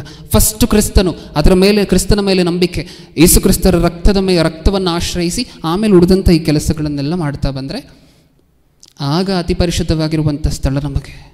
ಅದೇ ಇಲ್ಲ ಅಂದರೆ, ಕ್ರಿಸ್ತನ ಮೇಲೆ ನಂಬಿಕೆನೇ ಇಲ್ಲ ಅಂದರೆ, ಈಗಲೂ ಸಹ ಎಷ್ಟು ಸಬ್ ಡಿವಿಷನ್, ಎಷ್ಟು ಡಿನಾಮಿನೇಷನ್ಗಳಿದೆ ಗೊತ್ತಾ ಪ್ರಪಂಚದಲ್ಲಿ? ಕ್ರಿಸ್ತನನ್ನು ನಂಬದೇ ಇರುವಂತಹ ಡಿನಾಮಿನೇಷನ್ಗಳು, ಯೇಸು ಕ್ರಿಸ್ತರನ್ನು ನಂಬದೇ ಇರುವಂತಹ ಡಿನಾಮಿನೇಷನ್ಗಳು, ಯೇಸು ಕ್ರಿಸ್ತರನ್ನು ದೇವರು ಅಂತ ಹೇಳಿ ಒಪ್ಪದೇ ಇರುವಂತಹ ಡಿನಾಮಿನೇಷನ್ಗಳು. ಈ ಪ್ರತ್ಯಕ್ಷ ಗುಡಾರವನ್ನು ನೋಡಿದ್ರೆ ನಿಮಗೇನು ಅನಿಸುತ್ತೆ ಹೇಳಿ? ಅವ್ರು ಏನು ಅಂದ್ಕೊಳ್ತಾರೆ ಅದನ್ನೆಲ್ಲ ಪಕ್ಕಕ್ಕಿಡಿ. ನಿಮಗೇನು ಅನಿಸುತ್ತೆ? ಕ್ರಿಸ್ತನಿಲ್ಲದೆ ಪರಲೋಕ ಕೊಡ್ತಾರೆ ಅನಿಸುತ್ತಾ ನಮಗೆ? ಯೇಸು ಕ್ರಿಸ್ತದ ರಕ್ತದ ಹತ್ರ ಬರದೇ ಪರಲೋಕ ಸಿಕ್ಕುತ್ತೆ ಅಂತ ಅನಿಸುತ್ತೆ ನಿಮಗೆ? ಅದಕ್ಕೆ ಫಸ್ಟ್ ಅಲ್ಲಿ ಓಪನ್ ಆಗಿದ ತಕ್ಷಣ, ಗೇಟಿಂದ ಒಳಗಡೆ ಬಂದಿದ ತಕ್ಷಣ ಯಜ್ಞವೇದಿ ಕಾಣಿಸುತ್ತೆ ನಮಗೆ. ಆ ಯಜ್ಞವಾಗಿ ಅಲ್ಲಿ ಬೇಯ್ತಿರುವಂತಹದ್ದು ಕ್ರಿಸ್ತನ ಶರೀರ. ಅದು ಯಾವಾಗಲೂ ಅಲ್ಲೇ ಇರುತ್ತೆ, ಯಜ್ಞವೇದಿಯ ಮೇಲೆ ಇರುತ್ತೆ. ನಾವು ಅದಕ್ಕೆ ಸಂಬಂಧಪಟ್ಟಿರುವಂತಹ ವಚನವನ್ನು ಸಹ ಓದುತ್ತೀವಿ. ಒಂದೇ ಸಾರಿ ಮತ್ತೆ ಮತ್ತೆ ಮತ್ತೆ ಮತ್ತೆ ಯಜ್ಞವನ್ನು ತಂದು ಸಮರ್ಪಿಸಬೇಕಿತ್ತು ಇಷ್ಟು ದಿನ. ಇನ್ನು ಮುಂದೆ ಒಂದೇ ಸಾರಿ ನಿಮಗೋಸ್ಕರ ಪ್ರಾಣ ಕೊಟ್ಟಂತಹ ಯಜ್ಞ ಯೇಸು ಕ್ರಿಸ್ತರೇ. ವಚನ ಓದಿದ್ವಲ್ವ ನಾವು 2ನೇ ಭಾಗದಲ್ಲಿ. ಇನ್ನು ಮುಂದೆ ಅರ್ಥ ಮಾಡ್ಕೊಬೇಕಾಗಿರುವಂತಹದ್ದು ಒಂದೇ, ಕ್ರಿಸ್ತನ ಇಲ್ಲದೆ ದೇವರನ್ನು ಮುಟ್ಟುವಂತಹದ್ದು, ದೇವರ ಹತ್ರ ಹೋಗುವಂತಹದ್ದು ಅಸಾಧ್ಯ. ಅಪ್ಪ ಅಂತ ಕರಿತಿದ್ದೀವ ಕ್ರಿಸ್ತನ ಮೂಲಕ, ಸಭೆಗೆ ಬರ್ತಿದ್ದೀವ ಕ್ರಿಸ್ತನ ಮೂಲಕ, ನಾವು ಪ್ರಾರ್ಥನೆ ಮಾಡ್ತಿದ್ದೀವ, ಆ ಪ್ರಾರ್ಥನೆ ದೇವರಿಗೆ ಮುಟ್ಟುವಂತಹದ್ದು ಕ್ರಿಸ್ತನ ಮೂಲಕನೇ. ನಮ್ಮ ಸೌಂಡ್ ಆದರೂ ಕೇಳ್ತಾರೆ ಅಂತ ಅನ್ಸುತ್ತಾ ನಿಮಗೆ ದೇವರು? ನಮ್ಮ ಬಾಯಲ್ಲಿ ಬರುವಂತಹ ಸೌಂಡನ್ನಾದರೂ ಕೇಳ್ತಾರೆ ಅಂತ ಅನ್ಸುತ್ತಾ ದೇವರು? ಅಗಮ್ಯವಾಗಿರುವಂತಹ ಬೆಳಕಿನಲ್ಲಿ ತಾನೊಬ್ಬನೇ ವಾಸ ಮಾಡುವಂತಹ ಪರಿಶುದ್ಧತೆ ದೇವರದ್ದು. ನಾವು ಎಂಥ ಪಾಪಿಷ್ಟರು ಹೌದಾ? ನಾವು ಮಾಡುವಂತಹ ಮಾತು, ನಾವು ನಮ್ಮ ಬಾಯಿಂದ ಬರುವಂತಹ ಮಾತಾದರೂ ದೇವರು ಕೇಳ್ತಾರೆ ಅಂತ ನಿಮಗನ್ಸುತ್ತಾ? ಯಾರು ಮಧ್ಯಸ್ಥರಾಗಿ ನಿಂತ್ಕೊಳ್ತಿದ್ದಾರೆ ನಮ್ಮ ಪ್ರಾರ್ಥನೆಗಳಿಗೆ? ಯೇಸು ಕ್ರಿಸ್ತರು. ಹೆಜ್ಜೆ ಹೆಜ್ಜೆಯಲ್ಲೂ ಸಹ ನಮ್ಮನ್ನು ಬದುಕಿಸ್ತಿರುವಂತಹದ್ದು ಯೇಸು ಕ್ರಿಸ್ತರೇ. ದೇವರ ಉಗ್ರತೆಯನ್ನು ಇವತ್ತವರೆಗೂ ಕಾಪಾಡಿಕೊಂಡು ಬರ್ತಿದ್ದೀವಿ ಅಂದರೆ, ಉಗ್ರತೆಗೆ ಬಲಿಯಾಗದ ಇವತ್ತವರೆಗೂ ಜೀವಂತವಾಗಿದ್ದೀವಿ ಅಂದರೆ ಕಾರಣ ಯೇಸು ಕ್ರಿಸ್ತರು ನಮಗೋಸ್ಕರ ಸುರಿಸಿರುವಂತಹ ರಕ್ತದ ಮೂಲಕನೇ. ಇದನ್ನೇ ದೇವರು ತೋರಿಸ್ಬೇಕು ಅಂತ ಅಂದ್ಕೊಂಡಿದ್ದ ಹಳೆ ಒಡಂಬಡಿಕೆಯಿಂದ. ಇದಕ್ಕೆ ಪಸ್ಕ ಹಬ್ಬ ಕೊಟ್ಟಿತ್ತು. ಪಸ್ಕ ಹಬ್ಬ ಇರಬೇಕಾದ್ರೆ ನಿಮ್ಮ ಹೊಸಲಿಗೆ ಒಂದು ಕುರಿಮರಿ ಬಲಿ ಕೊಡಬೇಕು, ಕುರಿಮರಿ ರಕ್ತ ನೀವು ಹಚ್ಚಬೇಕು. ಆ ಕುರಿಮರಿ ರಕ್ತ ನೋಡಿಕೊಂಡು ನಾನು ನಿಮ್ಮ ಮನೇಲಿರುವಂತಹ ಯಾರನ್ನೂ ಸಹ ಬಲಿ ತೊಗೊಳ್ಳದೆ ಮುಂದೆ ಹೊರಟೋಗ್ತೀನಿ. ನೆನಪಿದೆಯಾ? ಏನನ್ನು ತೋರಿಸ್ತಿದ್ರು ದೇವರು ಅವಾಗಲಿಂದಲೂ ಸಹ? ಮುಂದೆ ಬರುವಂತಹ ಕ್ರಿಸ್ತನ ರಕ್ತ. ಕುರಿಮರಿ ರಕ್ತ ಇಸ್ರಾಯೇಲಿಯರನ್ನು ಕಾಪಾಡಿತು, ಯೇಸು ಕ್ರಿಸ್ತರ ರಕ್ತ ಪ್ರಪಂಚವನ್ನು ಕಾಪಾಡುತ್ತೆ. ಈ ರಕ್ತವನ್ನು ನೋಡಿ ಆಗ ನನ್ನ ಮಗ ಮುಂದೆ ಬಂದು ರಕ್ತ ಸುರಿಸಿದಾಗ ನೀವು ಆ ರಕ್ತವನ್ನು ನಂಬ್ತೀರ. ಅದನ್ನು ತೋರಿಸ್ಬೇಕು ಅಂತಲೇ ಅಷ್ಟು ಹಬ್ಬಗಳು, ಅದನ್ನು ತೋರಿಸ್ಬೇಕು ಅಂತಲೇ ಅಷ್ಟೊಂದು ಬಲಿಗಳು ಕೊಡಬೇಕು ಅಂತ ಹೇಳಿದ್ದು. ಆರೋನನಿಗೆ ಒಂದು ಮಾತು ಹೇಳಲಿಕ್ಕೆ ಹೇಳ್ತಾರೆ ಮೋಶೆ ಹತ್ರ ದೇವರು. ಆರೋನನು ವರ್ಷಕ್ಕೊಂದ್ಸರಿ ಮಾತ್ರ ಮಹಾಪವಿತ್ರ ಸ್ಥಾನಕ್ಕೆ ಬರಬೇಕು. ಹೆಂಗೆ ಬರಬೇಕು? ಅಪ್ಪಿ ತಪ್ಪಿ ನಿನ್ನ ಸಹೋದರನಿಗೆ ಹೇಳು, ರಕ್ತ ಇಲ್ಲದೆ ಬಂದ್ಬಿಟ್ಟಾನು ನನ್ನ ಸನ್ನಿಧಿಗೆ. ಏನು ತೊಗೊಂಡು ಬರಬೇಕಾದ್ರೆ ರಕ್ತವನ್ನು ತಗೊಂಡು ಬರಬೇಕು. ಅಪ್ಪಿ ತಪ್ಪಿನೂ ಬರೋ ಹಂಗಿಲ್ಲ. ಯಾಕೆಂದರೆ ನೀನು ಬಂದು ನೀನಿನ್ನೂ ಜೀವಂತವಾಗಿದ್ಯಾ ದೇವರ ಸನ್ನಿಧಾನದಲ್ಲಿ ಅಂದರೆ ಅದಕ್ಕೆ ಕಾರಣ ನೀನಲ್ಲ, ನಿನ್ನ ಕೈಯಲ್ಲಿರುವಂತಹ ರಕ್ತ. ಪ್ರಪಂಚಕ್ಕೆ ಇದು ಅರ್ಥ ಆಗೋದಿಲ್ಲ. ಅವ್ರೇನು ಅನ್ಕೋತಾರೆ, ಏನು ಇಷ್ಟೊಂದು ಕ್ರೂರಿನಾ ನಿಮ್ಮ ದೇವರು? ರಕ್ತ ಅಂದ್ಕೊಂಡು, ಬಲಿ ಅಂದ್ಕೊಂಡು. ನಿಜವಾಗ್ಲೂ ಹೇಳಬೇಕಂದ್ರೆ ದೇವರಷ್ಟು ದೊಡ್ಡ ಸಹನೆ ಉಳ್ಳಂಥವರು, ಪ್ರೀತಿಸುವಂಥವ್ರು ಯಾರೂ ಇಲ್ಲ. ಅದಕ್ಕೆ ಹೊಸ ಒಡಂಬಡಿಕೆಯಲ್ಲಿ ಮತ್ತೆ ಬರೆಸ್ತಾರೆ, ನೀನು ಹೋಮಗಳನ್ನು ಬಲಿಗಳನ್ನು ಕೋರುವಂತಹ ದೇವರಲ್ಲ, ಆದರೆ ಹೋಮಗಳು ಮಾಡಬೇಕು, ಬಲಿಗಳು ಕೊಡಬೇಕು ಅಂತ ನಮಗೇನಕ್ಕೋಸ್ಕರ ಹೇಳಿದೆ ಹಳೆ ಒಡಂಬಡಿಕೆಯಲ್ಲಿ? ಏನಕ್ಕೋಸ್ಕರ? ಕ್ರಿಸ್ತನು ಬರುವಂತಹದನ್ನು ತೋರಿಸ್ಲಿಕ್ಕೋಸ್ಕರ. ನಾವು ಇಬ್ರಿ ಪತ್ರಿಕೆಯಲ್ಲಿ ಓದ್ಕೊಳ್ತೀವಲ್ವ, ಹೋತಗಳು, ಹೋರಿಗಳು, ಇದರ ರಕ್ತ, ಈ ಬಲಿಗಳನ್ನೆಲ್ಲ ನೀನು ಕೋರ್ಕೊಂಡಿತ್ತು, ಈ ಹೋಮಗಳು, ಯಜ್ಞಗಳನ್ನೆಲ್ಲ ನೀನು ಕೋರ್ಕೊಂಡಿತ್ತು. ಆದರೂ ಏನಕ್ಕೋಸ್ಕರ ಕೊಡ್ಲಿಕ್ಕೆ ಹೇಳಿದೆ ದೇವ್ರೆ ಅಂತ ಪ್ರಶ್ನೆ ಮಾಡಿದ್ರೆ, ಮುಂದೆ ಬರುವಂತಹ ನನ್ನ ಮಗನನ್ನು ನೀವು ನಂಬಬೇಕು ಅಂದರೆ ಇದೆಲ್ಲ ನಿಮಗೆ ಅಭ್ಯಾಸ ಆಗಿರಬೇಕು. ಬಲಿ ಮನುಷ್ಯನ ಪಾಪವನ್ನು ತೊಳೆಯುತ್ತೆ ಅನ್ನುವಂಥದ್ದು ನಿಮಗೆ ಅಭ್ಯಾಸ ಆಗಿದ್ರೆ, ನನ್ನ ಮಗ ಬಂದು ನಿಮಗೋಸ್ಕರ ಬಲಿಯಾದಾಗ ನೀವು ಅದನ್ನು ನಂಬ್ತೀರಾ? ಏನು ತೋರಿಸ್ತಿದೆ ಪ್ರತ್ಯಕ್ಷ ಗುಡಾರ? ಇನ್ನು ಮುಂದೆ ಹೆಂಗಾದರೂ ಮಾಡಿ ದೇವರಲ್ಲಿ ಒಬ್ಬ ಮನುಷ್ಯನನ್ನು ಕರ್ಕೊಂಬರುವಂತಹದ್ದು ಅಂದರೆ ಬರೀ ಸೃಷ್ಟಿ ನೋಡಿ, ಪ್ರಕೃತಿ, ಇದೆಲ್ಲ ಸ್ಟೇಜ್ 1, ಸುವಾರ್ತೆ ಹೇಳುವಂತಹದ್ರಲ್ಲಿ ಸ್ಟೇಜ್ 1. ಆದರೆ ಯೇಸು ಕ್ರಿಸ್ತರ ಬಗ್ಗೆ ನೀವು ಹೇಳಲೇಬೇಕು. ಸ್ವಲ್ಪ ದಿನಗಳಾದ ಮೇಲಾದರೂ ಹೇಳಲೇಬೇಕು ನಿಮ್ಮ ಸುವಾರ್ತೆಯ ಭಾಗವಾಗಿ. ಯೇಸು ಕ್ರಿಸ್ತರನ್ನು ಒಬ್ಬ ಮನುಷ್ಯ ನಂಬಿದ್ರೆ ಮಾತ್ರ ತಾನು ರಕ್ಷಣೆ ಮಾರ್ಗಕ್ಕೆ ಬಂದಂಗೆ, ಇಲ್ಲಾಂದರೆ ಇಲ್ಲ. ಎಷ್ಟೇ ಒಳ್ಳೆಯವನಾಗಿರ್ಬೋದು, ಸತ್ಯವೇದದಲ್ಲಿರುವಂತಹ ಎಲ್ಲ ಮಾತುಗಳನ್ನು ಪಾಲಿಸ್ತೀನಿ ಅಂತ ಬೇಕಾದರೂ ಅನ್ಬೋದು, ಅದು ಸುಳ್ಳು. ಯಾಕೆಂದರೆ ಸತ್ಯವೇದ ಓಪನ್ ಮಾಡಿದ ತಕ್ಷಣ ನೀಟಾಗಿದೆ, ಯೇಸು ಕ್ರಿಸ್ತರನ್ನ ನಂಬಿ ಅಂತ. ಈತನು ಪಾಲಿಸ್ತಿಲ್ಲ ಅಂತ ಅದರ ಅರ್ಥ. ಈತನು ಹೇಳ್ಕೊಂಡ್ರೆ ಆ ಥರ ಹೇಳ್ಕೊಬೋದು, ನಾನು ಸತ್ಯವೇದದಲ್ಲಿರುವಂಥ ಎಲ್ಲ ಮಾತು ಪಾಲಿಸ್ತೀನಿ ಅಂತ ಹೇಳ್ಕೊಂಡ್ರು, ನಾನು ಒಳ್ಳೆ ಕೆಲಸಗಳನ್ನು ಮಾಡ್ತೀನಿ ಅಂತ ಹೇಳ್ಕೊಂಡ್ರು, ನಾನು ಎಷ್ಟು ಜನ ಅನಾಥರಿಗೆ, ಎಷ್ಟು ಜನ ಬಡವರಿಗೆ ಸಹಾಯ ಮಾಡ್ತಿದ್ದೀನಿ ಅಂತ ಹೇಳ್ಕೊಂಡ್ರು, ಕ್ರಿಸ್ತನ ಮೇಲೆ ನಿನಗೆ ನಂಬಿಕೆ ಇಲ್ವಾ? ಆತನ ರಕ್ತವನ್ನು ನೀನು ಆಶ್ರಯಿಸಿಲ್ವಾ? ಆತನ ರಕ್ತಕ್ಕೆ ಸಾದೃಶ್ಯವಾಗಿರುವಂತಹ ಬ್ಯಾಪ್ಟಿಸಮ್ ತಗೊಂಡಿಲ್ವಾ? ದೇವರ ಹತ್ರ ಬರುವಂತಹ ಕನಸನ್ನು ಮರೆತು ಬಿಡು. ಎರಡನೇ ಬರೋಣದಲ್ಲಿ ನ್ಯಾಯ ವಿಚಾರಣೆಯಲ್ಲಿ ನೀನು ಯಾರು ಅಂತ ಕೇಳ್ತಾರೆ ದೇವರು. ನೀನು ಯಾರು? ನಾನು ಪ್ರಭು ಇಷ್ಟೆಲ್ಲ ಒಳ್ಳೆ ಕೆಲಸ ಮಾಡಿದ್ದೀನಿ ಭೂಮಿ ಮೇಲೆ, ಇಷ್ಟೆಲ್ಲ ಬಡವರಿಗೆ ಸಹಾಯ ಮಾಡಿದ್ದೀನಿ, ನೀನು ಆಜ್ಞೆಗಳನ್ನೆಲ್ಲ ಪಾಲಿಸಿ ನಡ್ಕೊಂಡಿದ್ದೀನಿ ಅಂದರೆ ದೇವರು ಏನು ಕೇಳ್ತಾರೆ? ನೀನು ಯಾರು? ನನ್ನ ಮಗನ ರಕ್ತದಲ್ಲಿ ನೀನು ತೊಳ್ಕೊಂಡ? ಸುಮ್ಮನೆ ಟೈಮ್ ಪಾಸ್ ಕನ್ಕೊಂಡ? ಯೇಸು ಕ್ರಿಸ್ತರನ್ನು ಭೂಮಿ ಮೇಲೆ ಕಳಿಸಿ ರಕ್ತ ಅಷ್ಟೊಂದು ಕ್ರೂರವಾಗಿ ಬಲಿಯಾಗುವಂತೆ ಮಾಡಿ ರಕ್ತ ಕೊಡಿಸಿ ಟೈಮ್ ಪಾಸ್ ಕನ್ಕೊಂಡ? ಆ ರಕ್ತದಲ್ಲಿ ತೊಳ್ಕೊಂಡ್ರೆ ಮಾತ್ರ ನಿನ್ನ ಮುಖವನ್ನು ನಾನು ನೋಡಲಿಕ್ಕೆ ನೀನು ಅರ್ಹನು ಅಂತಾರೆ ದೇವರವಾಗ. ಬೇಕಾ ನಮಗೆಲ್ಲ ಅದು? ಪ್ರತ್ಯಕ್ಷ ಗುಡಾರ ಮುಂದೆ ಬರುವಂತಹ ಕ್ರಿಸ್ತನನ್ನು ತೋರಿಸ್ತದೆ. ಅದು ದೇವರು ಎಷ್ಟು ಸೀರಿಯಸ್ ಆಗಿ ತಗೊಂಡಿದ್ದಾರೆ ಅಂತ ತೋರಿಸ್ತದೆ.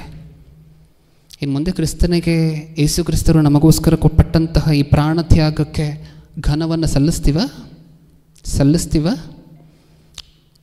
ರಾಬೋಚನ ತಗೋಬೇಕಾದ್ರೆ ಒಂದು ಮಾತು ಓದ್ತೀವಲ್ವ, ಏನೇನು ಮಾಡಬೇಕಂತೆ ನಾವು? ಪ್ರಸಿದ್ಧಿಪಡಿಸ್ಬೇಕಂತೆ. ಕ್ರಿಸ್ತನ ಮರಣವನ್ನು ಪ್ರಸಿದ್ಧಿಪಡಿಸಬೇಕು. ಏನು ಕ್ರಿಸ್ತನ ಮರಣವನ್ನು ಪ್ರಸಿದ್ಧಿಪಡಿಸುವಂತಹದ್ದು ಅಂದರೆ ಏನು? ಇವಾಗ ನಾವು ಮಾತಾಡ್ಕೊಂಡಂತಹ ಇಷ್ಟು, ಕ್ರಿಸ್ತನಿಲ್ಲದೆ ಪರಲೋಕಕ್ಕೆ ಬರುವಂತಹದ್ದು, ದೇವರನ್ನು ನೋಡುವಂತಹದ್ದು, ದೇವರ ಹತ್ರ ಬರುವಂತಹದ್ದು ಅಸಾಧ್ಯ. ಇದನ್ನು ಸ್ವಲ್ಪ ಜನಕ್ಕಾದರೂ ಅರ್ಥ ಮಾಡಿಸಿ, ನೆನ್ಪಿಟ್ಕೊಳ್ಳಿ. ಸುವಾರ್ತೆ ಅಂದರೆ ಬರೀ ತಂದೆ ಆಗಿರುವಂತಹ ದೇವ್ರ ಬಗ್ಗೆ ಹೇಳುವಂತಹದ್ದು ಮಾತ್ರ ಅಲ್ಲ, ಅದು ಸ್ಟೇಜ್ 1. ಅದಾದಮೇಲೆ ಸ್ಟೇಜ್ 2 ನೀವು ಕರ್ಕೊಂಡು ಬರಲೇಬೇಕು ಯೇಸು ಕ್ರಿಸ್ತರ ಹತ್ರ. ಒಪ್ತಿಲ್ವಾ? ದೇವರು ಒಪ್ಪೋದಿಲ್ಲ. ನೀನು ಯಾರಂತಲೇ ಗೊತ್ತಿಲ್ಲ ಅಂತಾರೆ. ರಕ್ತ ಎಲ್ಲಿ ಅಂತ ಹೇಳಿ ಕೇಳ್ತಾರೆ ದೇವರು. ನಮ್ಮ ಜೀವನದುದ್ದಕ್ಕೂ ಸಹ ಒಂದನ್ನು ನೆನ್ಪಿಟ್ಕೊಳ್ಳಿ, ಇಷ್ಟೊಂದು ನಮಗೋಸ್ಕರ ಮಾಡಿರುವಂತಹ ಕ್ರಿಸ್ತನಿಗೋಸ್ಕರ ನಿಂತ್ಕೊಳ್ತೀವ? ಇಷ್ಟೊಂದು ನಮಗೋಸ್ಕರ ಮಾಡಿರುವಂತಹ ಯೇಸು ಕ್ರಿಸ್ತರಿಗೋಸ್ಕರ ತಾನು ಹೊತ್ತಂತಹ ಭಾರಕ್ಕೆ ನಾವು ಸ್ವಲ್ಪ ಸಹಾಯಕರಾಗಿ ನಿಂತ್ಕೊಳ್ತೀವ? ಇಷ್ಟೊಂದು ಮಾಡಿದ್ರಲ್ವ ನಮಗೋಸ್ಕರ, ಹೌದಾ? ಅವರ ತ್ಯಾಗಕ್ಕೆ, ಅವರು ನಮಗೋಸ್ಕರ ಮಾಡಿರುವಂತಹ ಆ ಬಲಿದಾನಕ್ಕೆ ಅರ್ಥ ಏನು ಅಂತ ನಿಮಗೆ ಗೊತ್ತಾಗಿದೆ 5 ಭಾಗಗಳಲ್ಲಿ. ಪ್ರತಿಯೊಂದು ವಿಚಾರಕ್ಕೂ ಕ್ರಿಸ್ತನು ಬೇಕು. ನಮ್ಮ ಪ್ರಾರ್ಥನೆ ಕೇಳೋದಿಲ್ಲ, ನಾವೇನಾದರೂ ಮಾತಾಡೋಕ್ಕಾಗೋದಿಲ್ಲ, ಅಪ್ಪ ಅಂತ ಕರೆಯಂಗಿಲ್ಲ ದೇವರನ್ನು ಕ್ರಿಸ್ತನಿಲ್ಲದೆ.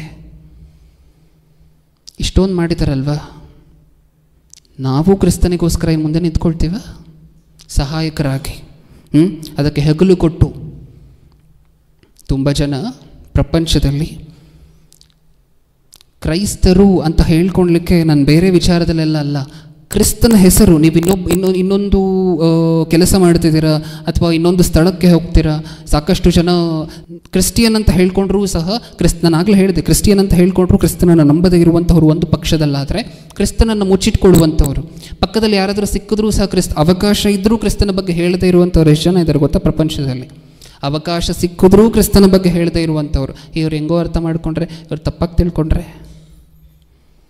ಏನೇನು ಮಾಡಿದ್ದಾರೆ ನಮಗೋಸ್ಕರ? ಯೇಸು ಕ್ರಿಸ್ತರು ನಮಗೋಸ್ಕರ ಏನೇನು ಮಾಡಿದ್ದಾರೆ? ಹಂತ ಹಂತದಲ್ಲೂ ಆ ಪ್ರತ್ಯಕ್ಷ ಗುಡಾರ ಈ ಮನೆಗೆ ಹೋಗಿ ಇನ್ನೊಂದು ಸಾರಿ ಆ ಡಯಾಗ್ರಾಮನ್ನು ಬರೆದು ಯೋಚನೆ ಮಾಡಿ. ಇಲ್ಲೆಲ್ಲಾದರೂ ಒಂದು ಕಡೆ ನೀನು ಮಿಸ್ ಆಗಿದೆಯಾ ಪ್ರಭು ಅಂತ ಯೇಸು ಕ್ರಿಸ್ತರನ್ನ ಒಂದು ಸಾರಿ ಕೇಳಿ. ಒಂದು ಕಡೆನೂ ಮಿಸ್ ಆಗಿಲ್ಲ. ಆ ಪ್ರತ್ಯಕ್ಷ ಗುಡಾರದಲ್ಲಿ ಎಂಟ್ರಿಯಿಂದ ಎಕ್ಸಿಟ್ವರೆಗೂ ಎಲ್ಲ ಕಡೆ ಯೇಸು ಕ್ರಿಸ್ತರೇ ಇದ್ದಾರೆ. ನಮ್ಮನ್ನು ಎಂಟ್ರಿಯಿಂದ ಎಕ್ಸಿಟ್ವರೆಗೂ ಕರ್ಕೊಂಡು ಹೋಗುವಂತಹದ್ದು ಯೇಸು ಕ್ರಿಸ್ತರೇ.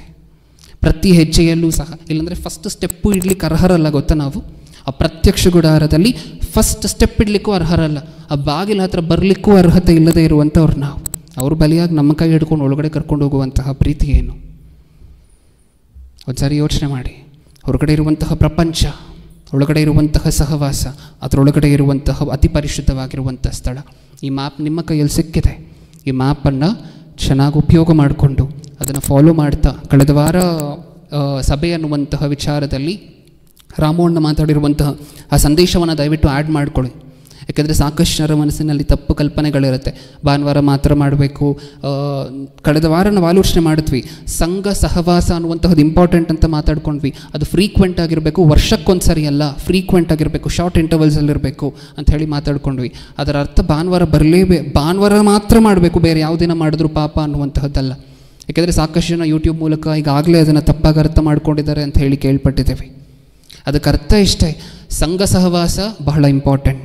ಆದರೆ ಅದು ಸಂಡೇ ಮಾಡಬೇಕು, ಉಳಿದಂತಹ ದಿನ ಮಾಡಿದ್ರೆ ಪಾಪ ಅನ್ನುವಂತಹದ್ದು ನಾವೆಲ್ಲೂ ನೋಡಿಲ್ವಲ್ಲ. ದಯವಿಟ್ಟು ಇದನ್ನು ಯಾರೂ ಮಿಸ್ಅಂಡರ್ಸ್ಟ್ಯಾಂಡ್ ಮಾಡ್ಕೋಬಾರ್ದು. ಇದರ ಜೊತೆಯಲ್ಲಿ ಅವಕಾಶ ಇದ್ದಂತಹ ಪ್ರತಿಯೊಬ್ಬೊಬ್ಬರೂ ಸಹ, ಅವಕಾಶ ಇರುವಂತಹ ಪ್ರತಿಯೊಬ್ಬೊಬ್ಬರು ಸಂಡೇ ಸರ್ವಿಸ್ಗಳನ್ನು ಮಿಸ್ ಮಾಡ್ಕೋಬೇಡಿ. ಭಾನುವಾರ ನಿಮ್ಮ ಸಭೆಗಳಿಗೆ ನೀವು ಹೋಗುವಂಥವ್ರು ಮಿಸ್ ಮಾಡ್ಕೋಬೇಡಿ. ಅಂದರೆ ಭಾನುವಾರ ಅಂದರೆ ಮತ್ತೆ ಭಾನುವಾರ ಮಾತ್ರ ಹೋಗಬೇಕಾ ಅನ್ನುವಂತಹದ್ದಲ್ಲ ಪ್ರಶ್ನೆ. ನೀವು ಯಾವ ವಾರ ಹೋಗ್ತಿರೋ, ನಿಮ್ಮ ಸಭೆಯಲ್ಲಿ ಯಾವ ವಾರ ಸರ್ವಿಸ್ ನಡೆಯುತ್ತೋ, ಅಥವಾ ನಿಮಗೆ ಯಾವ ವಾರ ಹೋಗ್ಲಿಕ್ಕೆ ಅವಕಾಶ ಇದೆಯೋ ಆ ವಾರ ದಯವಿಟ್ಟು ಅವಕಾಶ ಇದ್ದಾಗ ನಿಮ್ಮ ಸಭೆಗಳಿಗೆ ನೀವು ಹೋಗಿ. ಅವಕಾಶ ಇಲ್ಲದೇ ಇರುವಂಥವ್ರು ಏನು ಮಾಡಬೇಕು ಅನ್ನುವಂತಹದ್ದನ್ನು ಇನ್ನೊಂದಿನ ಮಾತಾಡ್ಕೊಳ್ಳೋಣ. ಆದರೆ ಸದ್ಯಕ್ಕೆ ಮನೆಯಲ್ಲಿ ಸೋಮಾರಿಗಳಾಗಿದ್ದು ವೀಕೆಂಡ್ ಅಂತ ಹೇಳಿದ್ರೆ ಅಲ್ಲಿ ಇಲ್ಲಿ ಎಲ್ಲ ಸುತ್ತಕೊಂಡಿರುವಂತಹದ್ರ ಬದಲು ದಯವಿಟ್ಟು ಸಭೆಗೆ ಹೋಗಿ ಅಲ್ಲಿರುವಂತಹ ಮೂರರಲ್ಲಿ ಪಾಲ್ಗೊಳ್ಳಿ. ಆ ಪವಿತ್ರ ಸ್ಥಾನ ಏನಕ್ಕೆ ಹೋಲಿಕೆ ಆಗಿದೆ? ಸಭೆಗೆ ಹೋಲಿಕೆ ಆಗಿದೆ. ಆ ಪವಿತ್ರ ಸ್ಥಾನದಲ್ಲಿ ಏನೇನಿದೆ? ಸಂಪೂರ್ಣವಾಗಿರುವಂತಹ ವಾಕ್ಯ, ನೆಕ್ಸ್ಟ್ ಕರ್ತನ ದೇಹಕ್ಕೆ ಸಾದೃಶ್ಯವಾಗಿರುವಂತಹ ರೊಟ್ಟಿ, ಅದಾದ ಮೇಲೆ ಆರಾಧನೆ, ಪ್ರಾರ್ಥನೆ. ಸತ್ಯವೇದದಲ್ಲಿ ನಾವು ವಚನವನ್ನು ಓದಿದ್ವಲ್ವಾ? ಅಪೋಸ್ತಲರ ಬೋಧನೆಯಲ್ಲೂ, ರೊಟ್ಟಿ ಮುರಿಯುವುದರಲ್ಲೂ, ಪ್ರಾರ್ಥನೆಯಲ್ಲೂ ಅದೇ ಆ ಪವಿತ್ರ ಸ್ಥಾನ. ಅಲ್ಲಿ ಹೋಗಿ ಪಾಲ್ಗೊಳ್ಳಿಕ್ಕೆ ಪ್ರಯತ್ನ ಪಡಿ. ಅವಕಾಶ ಇರುವಂತಹ ಪ್ರತಿಯೊಬ್ಬೊಬ್ಬರೂ ಸಹ ದಯವಿಟ್ಟು ಸೋಮಾರಿಗಳಾಗಿ ಈ ವಾರ ಯಾಕೆ ಹೋಗಬೇಕು, ದೂರ ಅಂತನೋ ಇನ್ನೊಂದು ಅಂತನೋ ಹಿಂಜರಿಬೇಡಿ. ಇದು ದೇವರಿಟ್ಟಿರುವಂತಹ ಸಿಸ್ಟಮ್, ಮನುಷ್ಯರು ಸ್ಥಾಪನೆ ಮಾಡಿರುವಂಥ ಸಿಸ್ಟಮ್ ಅಲ್ಲ. ಹೊರಗಡೆ ಇರುವಂತಹ ಪ್ರಪಂಚದಿಂದ ಪ್ರಪ್ರಥಮವಾಗಿ ಬ್ಯಾಪ್ಟಿಸಮ್, ಕ್ರಿಸ್ತನ ಬಲಿಯ ಹತ್ರ, ಆಮೇಲೆ ಬ್ಯಾಪ್ಟಿಸಮ್ ಹತ್ರ, ಆಮೇಲೆ ಸಭೆಯಲ್ಲಿ, ಆಮೇಲೆ ನಿತ್ಯ ಜೀವ. ನೆನ್ಪಿಟ್ಕೊಳ್ತೀವ? ಕ್ರಿಸ್ತನು ನಮಗೋಸ್ಕರ ಮಾಡಿರುವಂತಹ ಪ್ರಾಣತ್ಯಾಗ, ನಮಗೆ ಮಾಡಿರುವಂತಹ ಮೇಲುಗಳನ್ನು ಗುರುತಿಸ್ತೀವ? ಕಣ್ಮುಚ್ಚಿ. ಇವತ್ತಿಗೆ ಪ್ರತ್ಯಕ್ಷ ಗುಡಾರ ಸಂದೇಶ ಅನ್ನುವಂತಹ ಈ ಸೀರೀಸ್ ಕಂಪ್ಲೀಟ್ ಆಯಿತು. ಮುಂದಿನ ವಾರದಿಂದ ಪರೀಕ್ಷೆಗೆ ಸಂಬಂಧಪಟ್ಟಿರುವಂತಹ ಪಾಠಗಳನ್ನು ಮಾತಾಡ್ಕೊಳ್ಳೋಣ. ಪ್ರೀತಿಯುಳ್ಳ ಪರಲೋಕದಲ್ಲಿರುವ ನಮ್ಮ ತಂದೆ, ನಿಮ್ಮ ಮಗನ ಶ್ರೇಷ್ಠತೆ ಏನು ಅಂತ ನಮಗೆ ಇವಾಗ ಅರ್ಥ ಆಯಿತು ತಂದೆ. ಕೆರೂಬಿಯರ ಮಧ್ಯೆ ಇರುವಂತಹ ನಿತ್ಯ ಜೀವ, ಕೆರೂಬಿಯರ ಮಧ್ಯೆ ಇರುವಂತಹ ನೀವು ವಾಸ ಮಾಡುವಂತಹ ಸ್ಥಳ, ಅದನ್ನು ತಲುಪಬೇಕು ಅಂದರೆ ಕೆಳಗಡೆ ಇರುವಂತಹ ಕೃಪಾಸನದ ಮೂಲಕವಾಗಿಯೇ ಈ ಪ್ರಪಂಚಕ್ಕೂ ನಿಮಗೂ ಮಧ್ಯಸ್ಥರು ನಿಮ್ಮ ಮಗ ಯೇಸು ಕ್ರಿಸ್ತರು. ಅವರನ್ನು ನಂಬದೆ, ಅವರ ಬಲಿಯನ್ನು ಆಶ್ರಯಿಸದೆ, ಅವರ ರಕ್ತವನ್ನು ಆಶ್ರಯಿಸದೆ ಯಾವ ಹಂತದಲ್ಲೂ ಸಹ, ಯಾವುದೇ ಕಾರಣದ ನಿಮಿತ್ತವೂ ಸಹ ನಮಗೆ ನಿತ್ಯ ಜೀವ ಇಲ್ಲ ಅಂಥೇಳಿ ನಮಗೆ ಅರ್ಥ ಆಗದೆ ತಂದೆ. ಕ್ರಿಸ್ತನಿಲ್ಲದೆ ನಿಮ್ಮ ಹತ್ರ ಬರುವಂತಹದ್ದು ಅಸಾಧ್ಯ. ನಮ್ಮ ಪ್ರಾರ್ಥನೆ, ನಮ್ಮ ಬಾಯಲ್ಲಿ ಬರುವಂತಹ ಈ ಪಾಪಿಷ್ಟಿ ಬದುಕುಗಳಲ್ಲಿ, ಈ ನಮ್ಮ ಈ ಪಾಪಕ ಕೃತ್ಯಗಳನ್ನು ಮಾಡ್ತಿರುವಂತಹ ನಮ್ಮ ಬಾಯಲ್ಲಿ ಬರುವಂತಹ ಈ ಮಾತನ್ನು ನೀವು ಕೇಳಿಸ್ಕೊಳ್ತಿದ್ದೀರಾ ಅಂತ ಹೇಳಿದ್ರೆ ಅದು ನಿಮ್ಮ ಮಗನಾಗಿರುವಂಥ ಯೇಸು ಕ್ರಿಸ್ತರ ಮೂಲಕ ನಮಗೆ ಸಿಕ್ಕಿರುವಂತಹ ಹಕ್ಕು, ಅಧಿಕಾರ ತಂದೆ. ನಿಮ್ಮ ಮಗ ನಮಗೋಸ್ಕರ ಬೇಡ್ಕೊಳ್ಳೋದ್ರಿಂದನೇ ನಾವು ಇನ್ನೂ ಜೀವಂತವಾಗಿದ್ದೇವೆ. ಅವರ ರಕ್ತದಿಂದನೇ ನಾವಿನ್ನೂ ಉಸಿರಾಡ್ಕೊಂಡಿದ್ದೇವೆ, ನಿಮ್ಮ ಕೋಪಕ್ಕೆ ಬಲಿಯಾಗದೆ. ಇದನ್ನು ನಾವು ನೆನಪಿಟ್ಕೊಂಡು ನಮ್ಮ ಜೀವನದುದ್ದಕ್ಕೂ ಸಹ ಇದಕ್ಕೆ ಚಿರುರುಣಿಗಳಾಗಿತ್ತು. ನಿಮ್ಮ ಮಗ ಮಾಡಿರುವಂತಹ ಕೆಲಸ, ನಿಮ್ಮ ಮಗ ಹೊತ್ತಿರುವಂತಹ ಭಾರದಲ್ಲಿ ನಾವು ಭಾಗಿಗಳಾಗ್ತೀವಿ ಅನ್ನುವಂತಹ ಭರವಸೆ ಕೊಡ್ತಾ, ಅದಕ್ಕೆ ಬೇಕಾಗಿರುವಂತಹ ಬಲವನ್ನು, ಶಕ್ತಿಯನ್ನು ನಮಗೆ ದಯಪಾಲಿಸಿ ಅನ್ನುವಂತಹ ಬೇಡಿಕೆ ನಿಮ್ಮ ಮುಂದೆ ಇಡ್ತಾ, ಎರಡನೇ ಸಂದೇಶಕ್ಕೆ ಸಿದ್ಧವಾಗಿರುವಂತಹ ನಿಮ್ಮ ಮಗನ ಜೊತೆ ನೀವಿತ್ತು ಕೇಳುವಂತಹ ನಮಗೆ ಬೇಕಾಗಿರುವಂತಹ ಆಸಕ್ತಿಯನ್ನು, ವಿವೇಕವನ್ನು ಕೊಟ್ಟು ನಡೆಸಿ. ನನ್ನ ಪ್ರಾರ್ಥನೆ ಯೇಸು ಕ್ರಿಸ್ತರ ನಾಮದಲ್ಲಿ ಸಮರ್ಪಿಸಿ ಬೇಡಿಕೊಳ್ಳುತ್ತಿದ್ದೇನೆ, ಪರಲೋಕದಲ್ಲಿರುವ ನಮ್ಮ ತಂದೆಯೇ. ಆಮೆನ್.